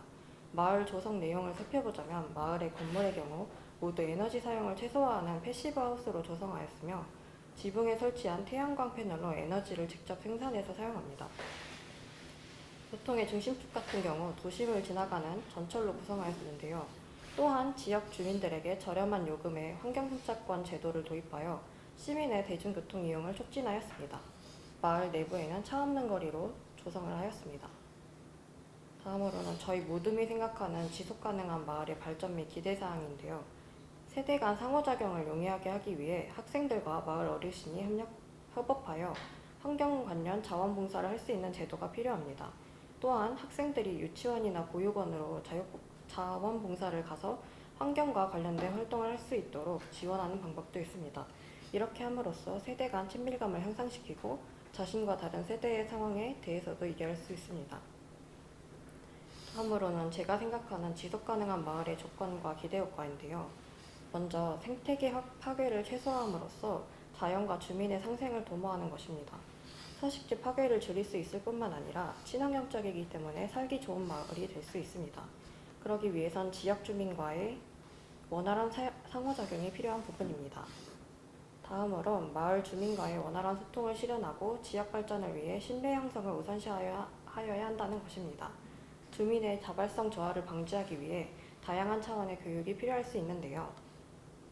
원활한 소통과 신뢰 형성은 문제 해결과 의사결정 과정을 원활하게 하여 지역사회가 더욱 효율적이고 조화롭게 운영될 수 있게 하기 때문에 지역사회의 사회적 자본을 증가시킬 수 있습니다. 다양한 차원의 교육과 신뢰 구축을 통해 주민들의 자발적인 참여를 촉진시킴으로써 주민들이 지역사회의 발전에 적극적으로 참여하도록 이끌고 창의적이고 혁신적인 해결책들을 도출해낼 수 있습니다. 신뢰와 소통을 기반으로 한 지역 발전은 장기적인 지속 가능성을 추구하게 되며 경제적, 사회적, 환경적 측면에서 모두 균형 잡힌 성장을 가능하게 합니다. 또한 신뢰와 원활한 소통은 주민들 간의 갈등을 최소화시키고 발생한 갈등을 효과적으로 해결하며 사회적 안정성을 높이고 공동체의 결속력을 강화시킬 수 있습니다. 다음으로는 지속 가능한 마을 설계 및 계획인데요. 먼저 신뢰관계 구축하기입니다. 주민의 자발성 저하를 방지하기 위하여 구성원들에게 다양한 차원의 교육을 제공하여 상호소통을 위한 교육을 통해 신뢰와 인정하는 방법을 발견하도록 하여야 합니다. 마을 만들기의 목적, 자세, 방법, 테크닉 등을 교육 내용에 포함시켜 마을 만들기 학교를 설립할 수 있습니다. 이러한 교육이 중요한 이유는 이것이 주민 간의 상호 신뢰를 구축하는 중요한 기반이 될 뿐만 아니라 참여의식을 함양할 수 있도록 해주기 때문입니다. 다음으로는 문화적, 물리적, 경제적 다양성에 대한 이해와 관용입니다. 함께 살아가기 위한 다양한 고려 조건을 공감의 자세로 고려하여 문화적 관용과 상호소통의 중요성에 대하여 이해할 필요가 있으며 물리적 다양성에 대한 이해를 바탕으로 마을에서의 다양한 측면의 휴먼 스케일에 대한 고려가 필요합니다.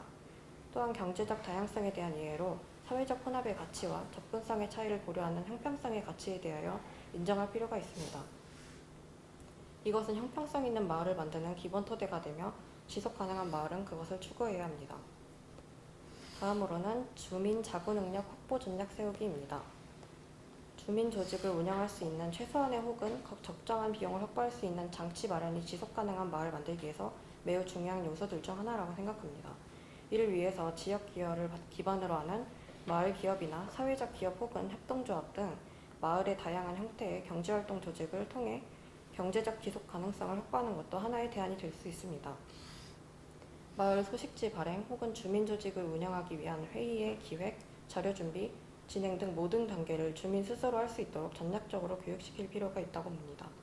이처럼 홍보와 마케팅 기술 등 다양한 기술을 주민 스스로 처리할 수 있도록 하는 것 또한 중요합니다. 마지막으로 생태 친환경적 마을 조성 및 관광객 유치가 있습니다. 무분별한 개발 및 쓰레기 소각, 산과 들에 계속되는 무단 투기, 잘 지켜지지 않는 재활용 분리 등 마을의 여러 가지 환경적인 요인들은 관광객의 발길을 저하시킬 수 있으며 살기 좋은 마을을 만드는 것을 방해합니다. 따라서 주민의 의견을 반영하고 생태계 서식지를 파괴시킬 수 있는 무분별한 개발 사업을 자제하며 탄소 중립 마을을 실천하는 등의 노력이 필요합니다. 지속 가능한 마을의 발전을 도모하는 관광객 유치를 위해 지역의 부가가치를 높이고 지역 경제를 발전시킬 수 있는 홍보가 필요하다고 생각됩니다. 따라서 마을의 문화자산과 지역의 특색을 살려나갈 수 있는 다양한 홍보 채널과 방법을 개발할 필요가 있습니다. 이상 발표를 마치겠습니다.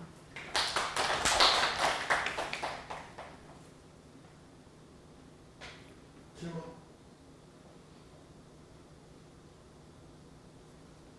말을 조정해보면서 가장 어려울 거라 생각하는 건 뭘까요?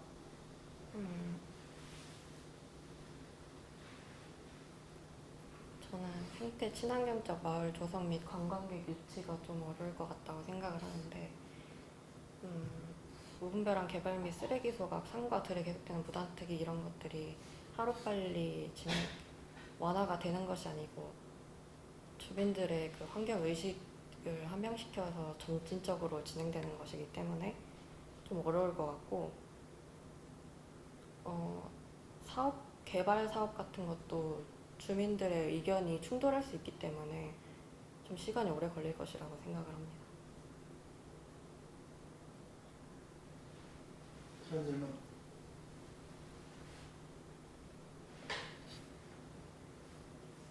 태균이 발표를 들으면서 쌤 무슨 생각이 들었냐면 지속 가능한 마을을 과연 만들 수 있을까? 지속 가능한 마을을 만드는 이유가 뭡니까? 주민들의 삶의 그 마을에 있을 때 안락함을 느낄 수 있게 하고 그 마을을 경제적으로 살려서 관광객 유치를 하기 위해라고 생각합니다. 그게 지속 가능한 마을을 만드는 목적이야? 네가 아까 예로 들었던 김해 무슨 마을? 김해 도요마을. 그 마을은 왜 지속 가능한 마을 만들기로 했대? 평소 그 마을이 주민들한테 좀 거의 잊혀질 것 같은 그런 마을이었는데 주민들한테 잊혀질 것 같은 마을. 아니, 약간 좀 특색이 없는 그런 마을이었는데 지속 가능한 발전 마을로 선정을 하게 되면서 이제 후차적으로 관광객 유치도 하고 탄소 중립 마을로 만들겠다 생각해서 지속 가능 발전 마을로 채택이 된 것 같아요.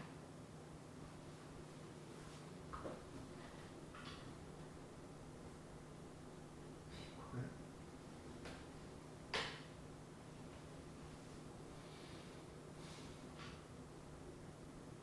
우리가 지속 가능한 마을을 만들려면 뭔가 그 안에 살고 있는 공동체가 문제 인식이 있어야 될 거 아니야. 이래서 안 된다라고 하는 문제 인식이 그래야 뭔가 변화를 가지려고 하지. 아까 네 발표 중에는 김해 도요마을인가 뭐 인구 감소의 문제가 좀 심각했다. 뭐 이렇게 발표하는 내용이 좀 있던데 있었나? 없었어?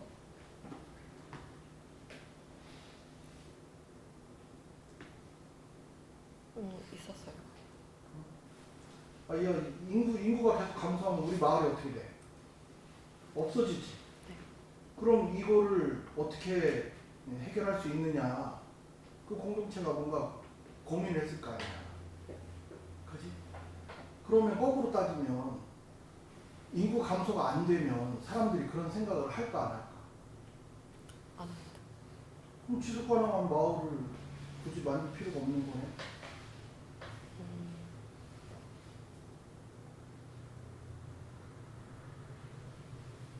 그리고 중간에 뭔가 자료를 보니까 아까 정은이가 얘기했던 거하고 뭐 똑같은 내용이 나오던데 그건 뭐 둘이 같이 조가 같았기 때문에 그런 건가? 같은 조. 아 그래서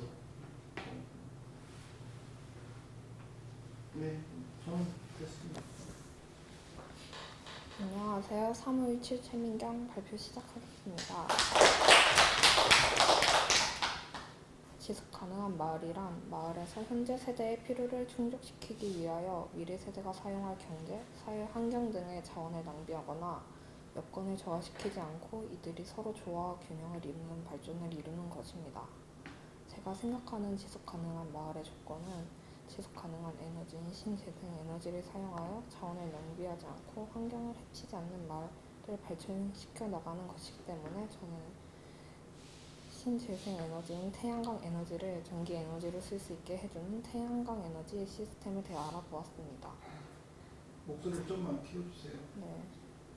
태양빛을 전기 에너지로 바꿔 활용하는 태양광 에너지 시스템은 크게 태양전지 모듈 시스템으로 구성되어 있는데 이 세 가지가 각자의 역할을 수행하여 태양 에너지를 전기로 사용할 수 있게 되는 것입니다. 먼저 태양전지는 햇빛을 받아 전기 에너지로 변환시켜주는 역할을 수행합니다. 태양전지는 직접 태양빛을 받아 전기 에너지로 변환하기 때문에 세 가지 시스템에서 가장 중요한 역할을 하고 있습니다. 그리고 모듈은 태양전지가 태양광을 전기 에너지로 바꿔주면 이를 적절한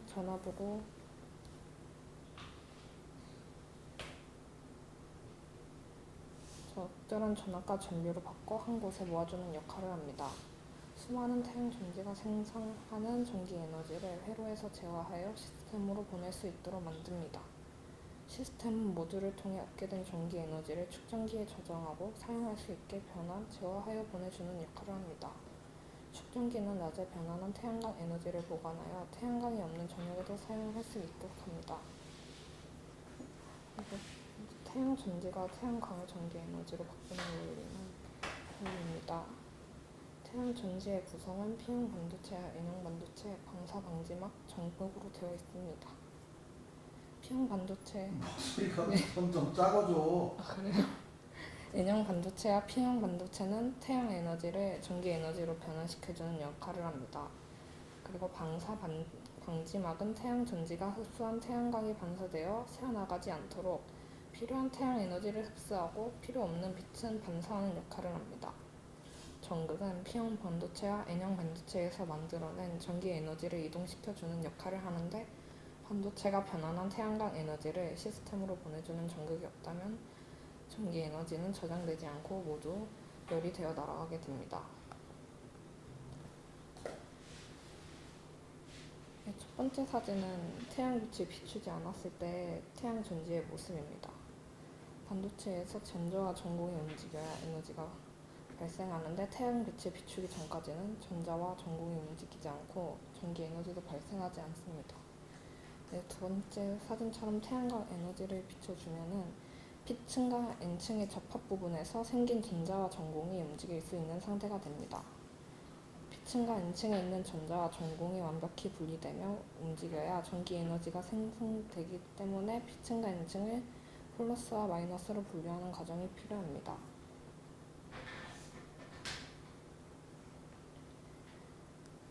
전자와 전공이 움직일 수 있는 상태에서 완벽한 분리를 위해 P층과 N층을 붙이는 과정을 추가하면 됩니다. P층과 N층을 붙이게 되면 접합 부분에서 N층에는 플러스, P층에서는 마이너스 성질이 생기게 되고, 이때 P층에 있던 전자는 N층으로 넘어가게 되고, N층에 있던 전공은 P층으로 규칙성 있게 넘어가게 됩니다. 이러한 과정을 거쳐 N층에는 움직일 수 있는 전자만 모이고 P층에는 전공만 모이게 되는데, 이를 회로에 연결하면 전기 에너지로 바뀌는 것입니다. 이렇게 바뀐 전기 에너지는 태양광을 통해 지속적으로 얻을 수 있고, 태양광 에너지를 얻을 수 없는 저녁에는 저장해 놓은 에너지를 사용할 수 있기 때문에 지속 가능한 마을에서 중요하게 쓰일 수 있다고 생각합니다. 감사합니다. 민경이 물리 듣나? 네. 그 위로 넘겨보세요. 거기. 이게요? 네. 빛은 파동이야, 입자야? 파동이. 어? 파동이. 파동. 전자는 입자야, 파동이야? 입자. 입자야? 어? 그지? 네. 전자 입자 맞지? 그럼 파동이 빛을 쬐었다고 입자인 전자가 막 튕겨서 나올 수 있어?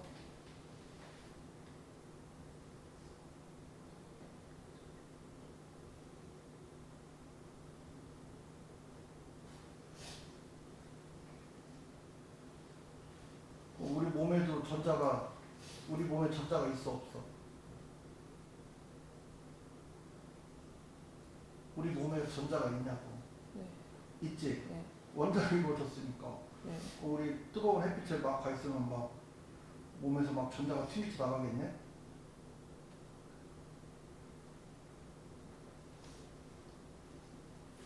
그래?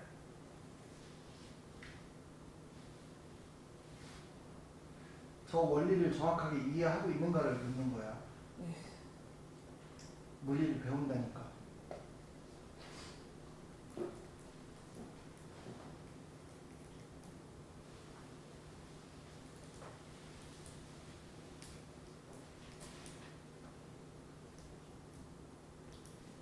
알고 있어? 뭐 되게 길게 설명했잖아. 뭐.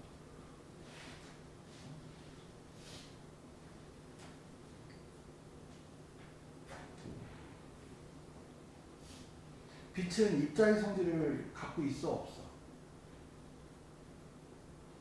빛. 빛이요.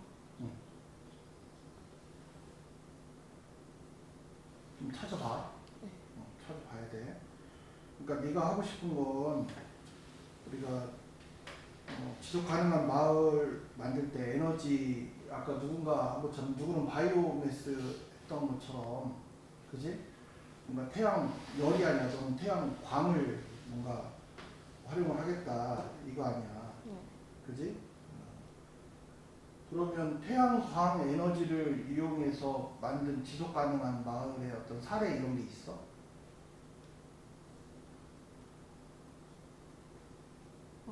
그런 건 조사 안 해봤어? 사례 있었는데 자세히 기억이 잘. 그렇게 했을 때 어떤 효과가 있는지 그런 것들을 좀 살펴봐야지. 저거는 그냥 태양광 에너지의 원리를 얘기하는 뭐 물리 수업 시간에 어떤 한 단원에 대한 발표로서는 의미가 있지만 우리가 융합교과 시간에 뭔가 고민한 거하고는 조금 부족함이 좀 많이 느껴지기 때문에 이제 질문하는 거야. 두 가지 문제가 있어. 첫 번째, 태양광의 원리를 정확하게 이해하고 있지 않은 것 같다라고 하는 문제. 두 번째는 자, 그렇다고 한다면 태양광 에너지를 우리가 지속가능한 마을에 적용했을 때 어떤 긍정적 효과가 있는지 그리고 그런 사례가 있는지에 대한 조사. 그 두 가지를 좀 해줬으면 좋겠어요. 네. 수고하셨습니다. 안녕하세요. 삼성공립 박서정 교과융합 발표 시작하겠습니다. 2차는 이렇게 구성되어 있고요. 먼저 저는 2학년 교과융합 시간에 가상의 귀촌타운을 설계하면서 인구의 측면에서 지속 가능성을 바라보았습니다. 이후 이번 교과융합 시간에 영화 수라를 시청하며 환경적 측면에서도 지속 가능성을 바라볼 수 있다는 걸 알게 되었습니다. 이를 통해 지속 가능성은 여러 측면에서 바라보아야 함을 인식했고 때문에 지속 가능한 마을의 조건 및 지속 가능한 마을 구상을 주제로 탐구를 진행하게 되었습니다.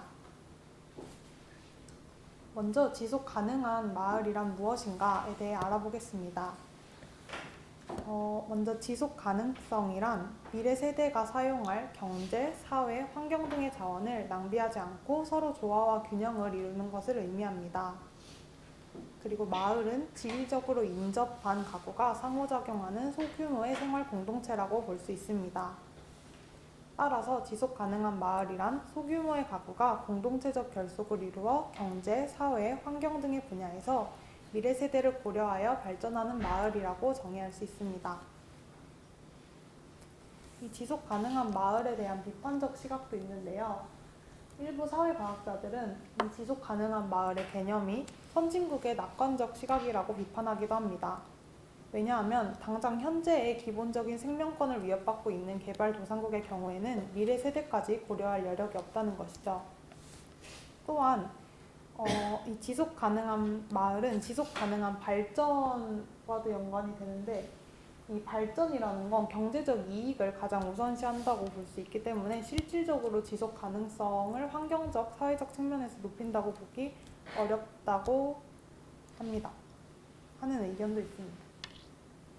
어쨌든 이런 긍정적 측면과 부정적 측면도 있는데 제가 생각한 지속 가능한 마을의 핵심 가치는 공동체입니다. 왜냐하면 연구에 따르면 공동체에 대한 결속 의식과 지역에 대한 주민의 애착이 비례한다고 하는데요.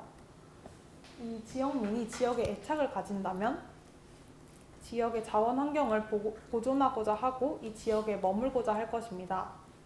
이것은 지속 가능한 마을을 구성하는 요소 중 환경적 측면과 사회적 측면에 긍정적인 영향을 끼친다고 볼 수 있습니다.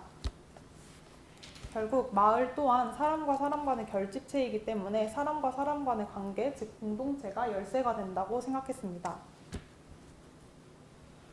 그래서 저희 모둠은 지속 가능한 마을로 미래향 마을을 구상했습니다. 미래향이란 미래를 향해 나아가고 미래를 바라보는 공동체의 미래를 고려하는 것을 핵심 가치로 둔 마을입니다. 따라서 저희는 공동체에 중점을 두어서 마을 기업을 수립하고 이걸 운영함으로써 지속 가능한 마을을 위한 조건을 탐색해 보았습니다.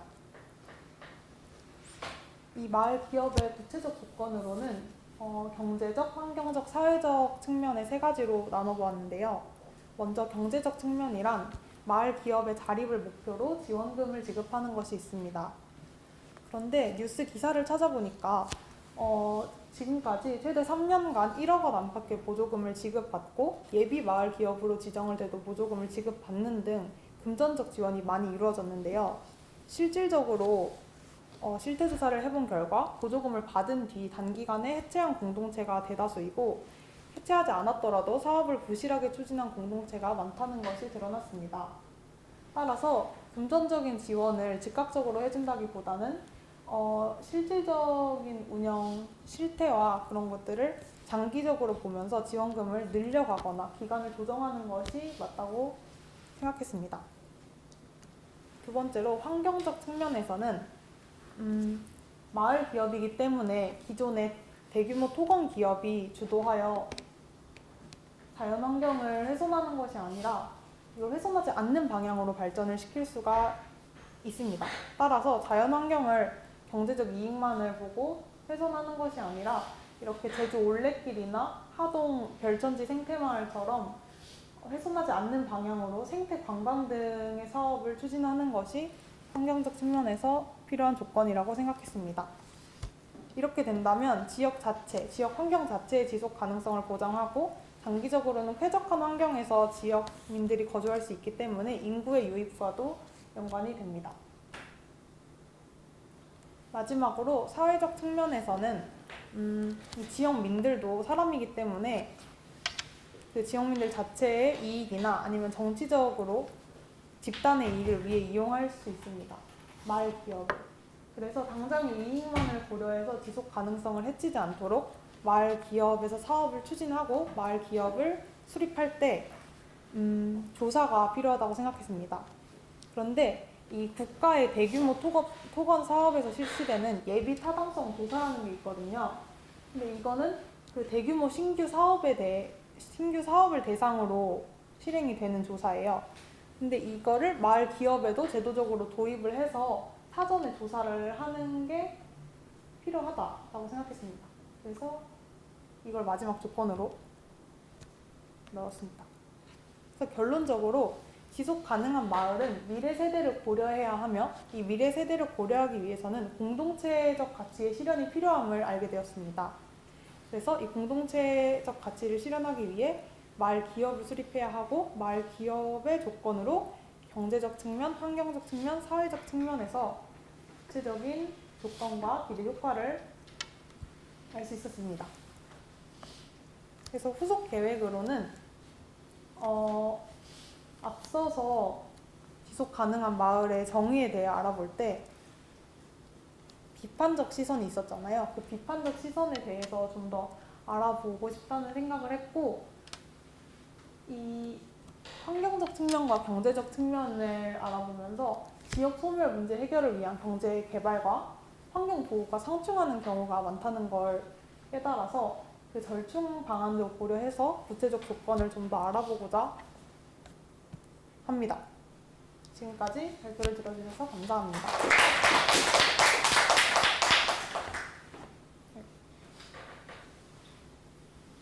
질문. 이학년들이 한번 질문해보죠. 질문해.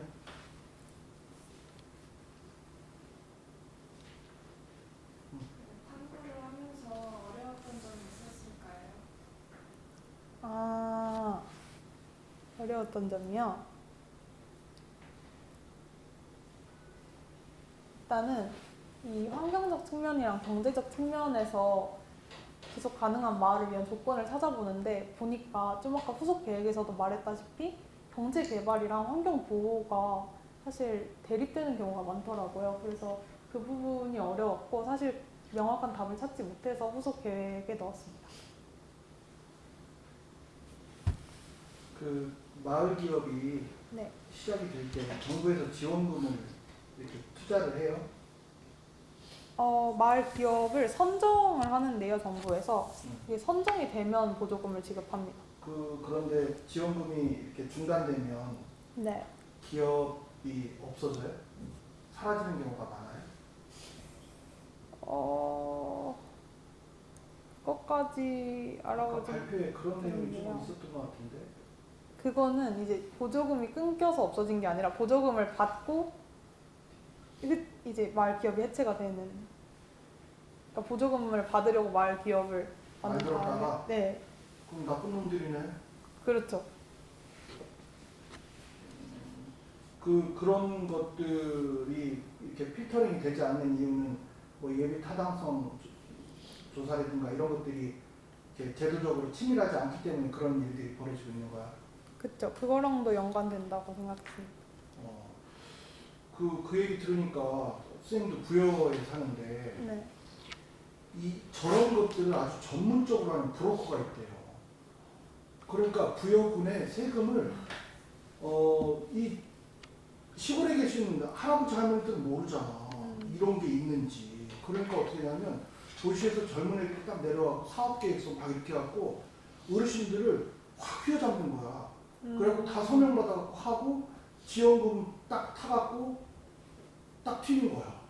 그러니까 그 지자체의 세금이 네. 실제로 그 지역민들에게 쓰이지 않고 도시에 그런 사람들한테 쓰인다는 얘기를 내가 얼핏 들었더니 지금 확 생각이 났거든.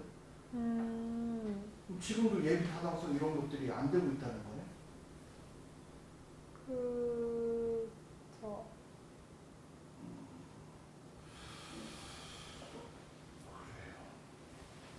그래서 이게 지자체도 막 예산 주다 보니까 마을 사람들이 이렇게 국가에서 막 주도해서 하는 게 아니고 예산을 지자체. 그렇지, 지자체가 주고. 알아서 하겠구나. 그렇지. 지자체의 공무원들은 막 그런 것들을 돌아다니면서 막 육성하고 뭐 이래야 되는데 그냥 공무원들은 그렇지. 그냥 있고 그런 제안서 이렇게 딱 들어오면 제안서만 딱 검토해갖고 떡 지급하면 그냥 딱 사라지고.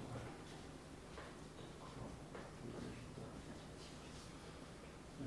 박서정 학생이 생각하는 공동체적 가치를 한마디로 정의하면 공동체적 가치를 한마디로 정의하면요?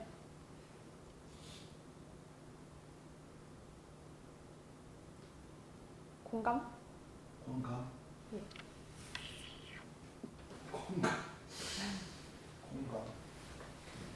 공감하면 공동체적 가치가 실현이 된 거야? 이게 공감이 이루어지기 위해서는 소통이 필요하고요. 소통을 해서 공감이 이루어지면 타자를 이해할 수 있잖아요. 그래요.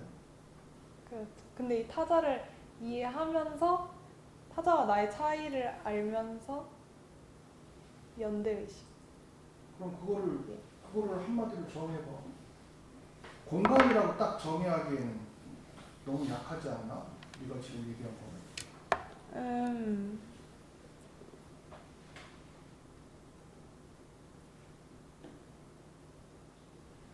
우리가 쭉 얘기를 하는데 네. 지속 가능한 마을을 하면 뭐 환경도 보존이 되고 네. 뭔가 경제적 이익도 나올 것 같고 두루두루 다 좋은 것 같거든. 근데 살아보면 누군가 이익을 보면 누군가는 반드시 손해를 봐요. 그래 안 그래? 그렇죠. 공동체적 가치라고 하는 게 모두에게 다 이익을 가지고 뭐 그런 걸 의미하는 건지 공감이라고 하는 건 근데 차등의 원칙인 거죠. 차등의 원칙이 뭡니까? 차등의 원칙이요. 이게 최소 수혜자에게 최대 이익이라는 건데요. 모두에게 이익이 되긴 돼요. 근데 이게 그 공산주의처럼 다 다 똑같이 배분이 되는 게 아니라 그 최소 수혜자한테 최대의 이익을 줘요. 그러니까 너가 너무 힘드니까 너한테 좀 많이 챙겨줄게. 근데 모두한테 분배되는 몫이 돌아가긴 하는 거죠. 그러면 예. 많이 가진 자는 불만일 것 같은데. 아니죠. 많이 가진 자도 이익이 되니까. 그 사람이 자기의 몫을 받기 위해서는 그건 절대적 이익인데 상대적 이익으로 내가 더 많은 노력을 했는데 제가 나보다 가난하다고 쟤한테 돈을 더 많이 주면 난 기분 나쁠 것 같은데. 아하. 아니 내가 100만 원 갖고 있다가 네. 110만 원이 돼서 나도 이익이야. 그쵸. 근데 쟤는 50만 원 갖고 있다가 70만 원을 아니, 줬어. 70만 원 안 주죠. 아니 20만 원을 준 거야. 쟤는 나보다 적게 가졌다는 이유만으로. 그런 개념인가요? 거기서 공감이 필요한 거죠. 어떻게 공감을 하는데? 네? 나는 공감이 안 되는데.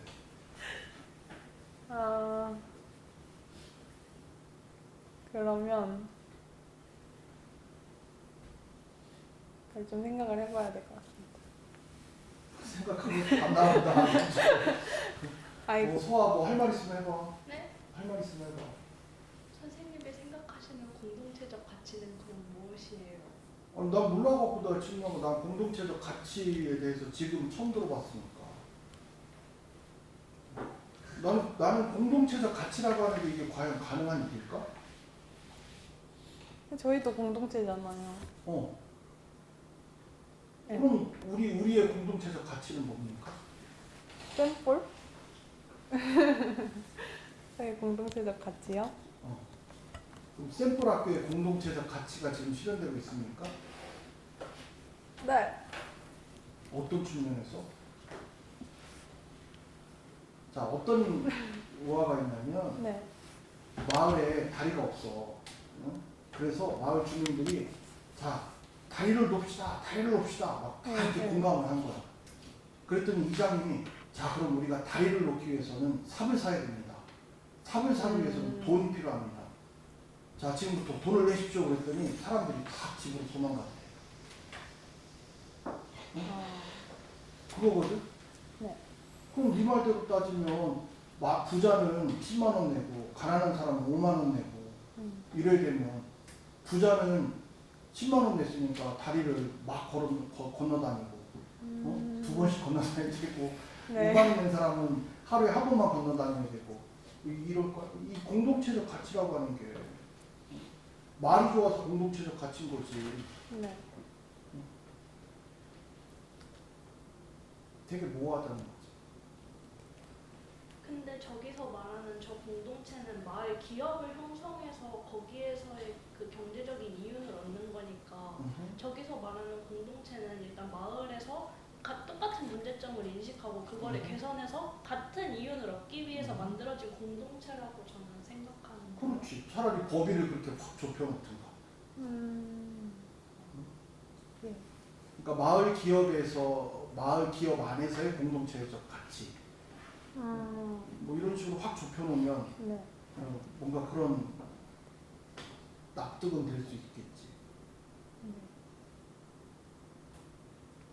그럼 범위를 좁히고 그냥 공동체적 가치의 실현 방안에 대해서도 고민을 좀 더 해보겠습니다. 네, 잘 들었습니다. 네. 감사합니다.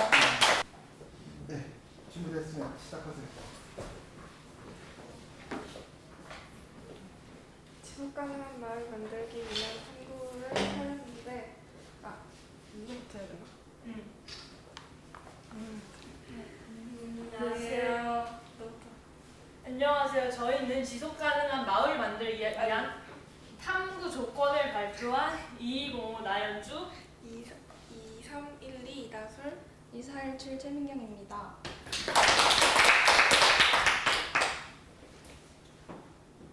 일단 목차로는 첫 번째로는 지속 가능한 마을이란, 두 번째로는 우리만의 지속 가능한 마을의 이름, 세 번째로는 마을의 핵심 슬로건, 네 번째로는 지속 가능한 마을의 조건 설정, 다섯 번째로는 우리 모두가 생각하는 기대 효과, 여섯 번째로는 건의문의 소개가 있습니다. 지속 가능한 마을이란 이론적 의미로는 마을에서 현재 세대에 필요를 충족시키기 위한 미래 세대가 사용할 경제, 사회 환경을 자원을 낭비하거나 여건이 저하시키지 아니하고 이들이 서로 조화와 균형을 이루는 발전을 말합니다. 우리 모둠이 생각하는 지속 가능한 마을이란 마을의 사람들과 정부가 미래 세대가 사용할 경제적, 환경적, 사회적 측면의 자원에 대해 서로 의사소통하여 마을의 고유함을 잃지 않고 경제적 이익과 자연의 조화를 이루는 것입니다. 우리 모둠이 생각한 지속 가능한 마을이란 저희가 생각한 이름으로는 에코빌리지, 핵심 슬로건으로는 사람들과 마을이 함께 어울려 공존하는 지속 가능한 마을, 조건 설정으로는 첫 번째로는 경제적, 사회적 측면의 자원에 대해 서로 의사소통하고 두 번째로는 주민의 참여와 환경을 보호하는 것입니다. 기대 효과로 첫 번째로는 미래 세대가 사용할 자연 고갈을 억제할 수 있고, 두 번째로는 자연 환경의 보호로 인한 마을 소멸을 방지할 수 있습니다. 네 번째 권익문 작성으로는 권익문 쓰기 계획하기 첫 번째로는 글의 목적으로는 정보 전달, 예산 독자로는 학급 친구들에게 말해주고, 글의 주제로는 지속 가능한 마을이 되기 위한 조건을 잘 지키자입니다. 네, 방금 말씀드린 계획한 것을 토대로 건의문을 작성해 보았는데요. 말씀드리도록 하겠습니다. 학우 여러분 안녕하십니까? 저희는 지속가능한 마을 만들기를 위한 조건탐구 수업에 소속되어 있는 오찌마주입니다. 저희 조는 다큐멘터리 실화를 보고 지속가능한 마을의 필요성에 대해 깨닫게 되었습니다. 이를 토대로 저희는 지속가능한 마을이 되기 위한 조건을 잘 지켜야 한다는 주제로 건의를 드리고자 합니다. 앞서 말씀드린 지속가능한 마을의 정의를 말씀드리도록 하겠습니다. 지속가능한 마을이란 마을을 하나의 유기적 복합체로 모아 다양한 마을 활동과 공간 구조가 생태계 속성인 다양성, 자립성, 순환성, 안정성 등을 띠도록 함으로써 인간과 자연이 공존할 수 있는 환경 친화적인 도시라고 정의할 수 있습니다. 이러한 지속가능한 마을이 되려면 지역의 토지 이용 계획은 도로보다는 대중교통 수단을 중심으로 건설된 교통망과 통합해야 합니다. 지역은 그린벨트나 야생지 등과 같은 자연적 조건에 의하여 경계가 이어지도록 해야 합니다. 또한 지역 중추 관리 기능은 도심에 위치해 있어야 하며 건설 방식과 사용 자재는 그 지역의 역사와 문화의 연속성을 나타낼 수 있어야 하고, 그 지역의 특성과 지역사회의 정체성을 확립할 수 있도록 그 지역 풍토와 조화를 이루도록 해야 합니다. 도시기본계획은 반드시 설정돼 지속가능한 개발 원칙과 부합되도록 하고, 도시기본계획은 반드시 설정돼 지속가능한 개발 원칙과 부합되도록 개정되어야 하고, 어느 곳에서 신개발, 추가적인 개발, 재개발 등이 가능한지를 지정해 두어야 합니다. 네, 이어서 본문에 지속가능한 마을이 되기 위한 조건을 설명드리도록 하겠습니다. 저희는 금요일 날에 영화 수단을 보았습니다. 지속가능한 마을이 되기 위한 조건을 잘 지키지 못한 예시로 가장 적절하다고 생각을 합니다. 영화에 근거하면 정부가 마을의 사람들의 의사를 무시하고 독단적으로 새만금 간척사업과 군산 신공항 건설을 진행한 바 있습니다. 그러자 군산 시민들은 중공업이 본업인 시민들은 직장을 잃어 마을의 경제가 엉망이 되었고, 그 마을의 멸종위기인 동물과 생태계 동물들이 다수 폐기하였던 것으로 자명한 사실입니다. 이는 정부에서 새만금 간척사업과 군산 신공항을 개발할 때 지속가능한 마을이 되기 위한 조건을 어겼기 때문입니다. 저희는 본문 3에서 소외계층을 위한 정책을 실행해야 된다를 이어서 발표하도록 하겠습니다. 지속가능한 마을이 되기 위한 조건을 잘 지킨 서대문구 같은 경우 상대적으로 소외된 계층인 장애인을 위한 산속길을 만든 바가 있습니다. 이는 서대문구 주민뿐만이 아니라 서울, 경기도, 인천 주민들까지 함께 즐기는 서대문교의 명소가 되었습니다. 또한 디지털 튜터 지원 사업은 포스트-코로나와 4차 산업혁명의 시대, 비대면 교육의 확대, 디지털 교육 격차 해소를 위한 사업입니다. 이 사업은 학생 간 디지털 격차 해소, 지역 청년들에게 일자리를 제공하는 디지털 휴먼 뉴딜 사업의 좋은 모델이 되었습니다. 서대문구 지속가능한 발전 이왕편의 체계 점검 결과 이행 과정과 단위 과제 연관성이 없음에서 전체 개수 51개 중 1개 2%, 지속 가능한 발전 지표와 당위 과제 연계성이 없음에서 전체 개수 34개 중 3개 88%, 단위 과제 지속 가능한 발전의 연계성이 없음 전체에서 51개 중 9개 17.6%, 데이터 부재에서 전체 개수 34개 중 3개 8.8%를 기록했습니다. 또한 서대문구 지속가능한 발전 지원 이행 평가 검정 결과 총괄에서 비율은 2019년에서 2020년도 결과에 따르며 상향이 52.9%, 하향이 26.5%, 유지는 11.8%를 기록하였습니다. 평가 불가는 8.8%는 좋은 결과가 저희 지속가능한 마을이 되기 위한 조건을 잘 지키자는 주장을 뒷받침합니다. 학우 여러분들께 우리 지역의 관심과 있습니다. 그러니까 이런 유연한 주간에 참여해서 열심히 하기 때문이죠. 우리 학우 여러분들께서 우리 지역의 미래를 위해서 지속가능한 마을의 조건을 잘 알고 우리 함께 지역을 이끌어 나가는 인재가 되길 바를 권유하고 간청드리는 바입니다. 이상 발표를 마치겠습니다. 감사합니다. 예, 종이 쳤는데 3학년 언니들 뭐 2학년 동생들이 이제 2학기 때 또 해야 되니까 뭔가 좀 좋은 의견 있으면 대표로 한 명만 합시다. 시간이 없으니까.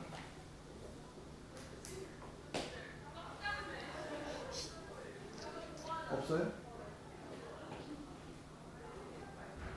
서로 한마디 해줘.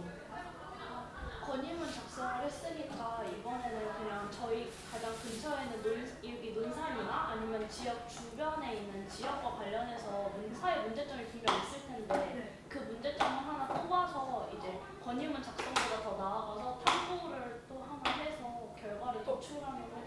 논산 사용해서 해도 돼요? 생기부에 못 쓰지 않아요? 그래서 하려다가 안 했는데. 지역명은 명은 안 쓰고 그 문제점을 사용하면 되는 겁니다. 아, 네, 참고하도록 하겠습니다. 방법으로 하시죠. 자, 앉아. 우리 저기 세진쌤 정리 말씀 듣고 가야지. 저희 그 3일 동안 저희 고생 많았고 지금 한 거 토대로 3학년들은 저희 선생님께서 얘기해 주신 거 다 반영해가지고 생기부의 기록 잘 만들 수 있도록 하고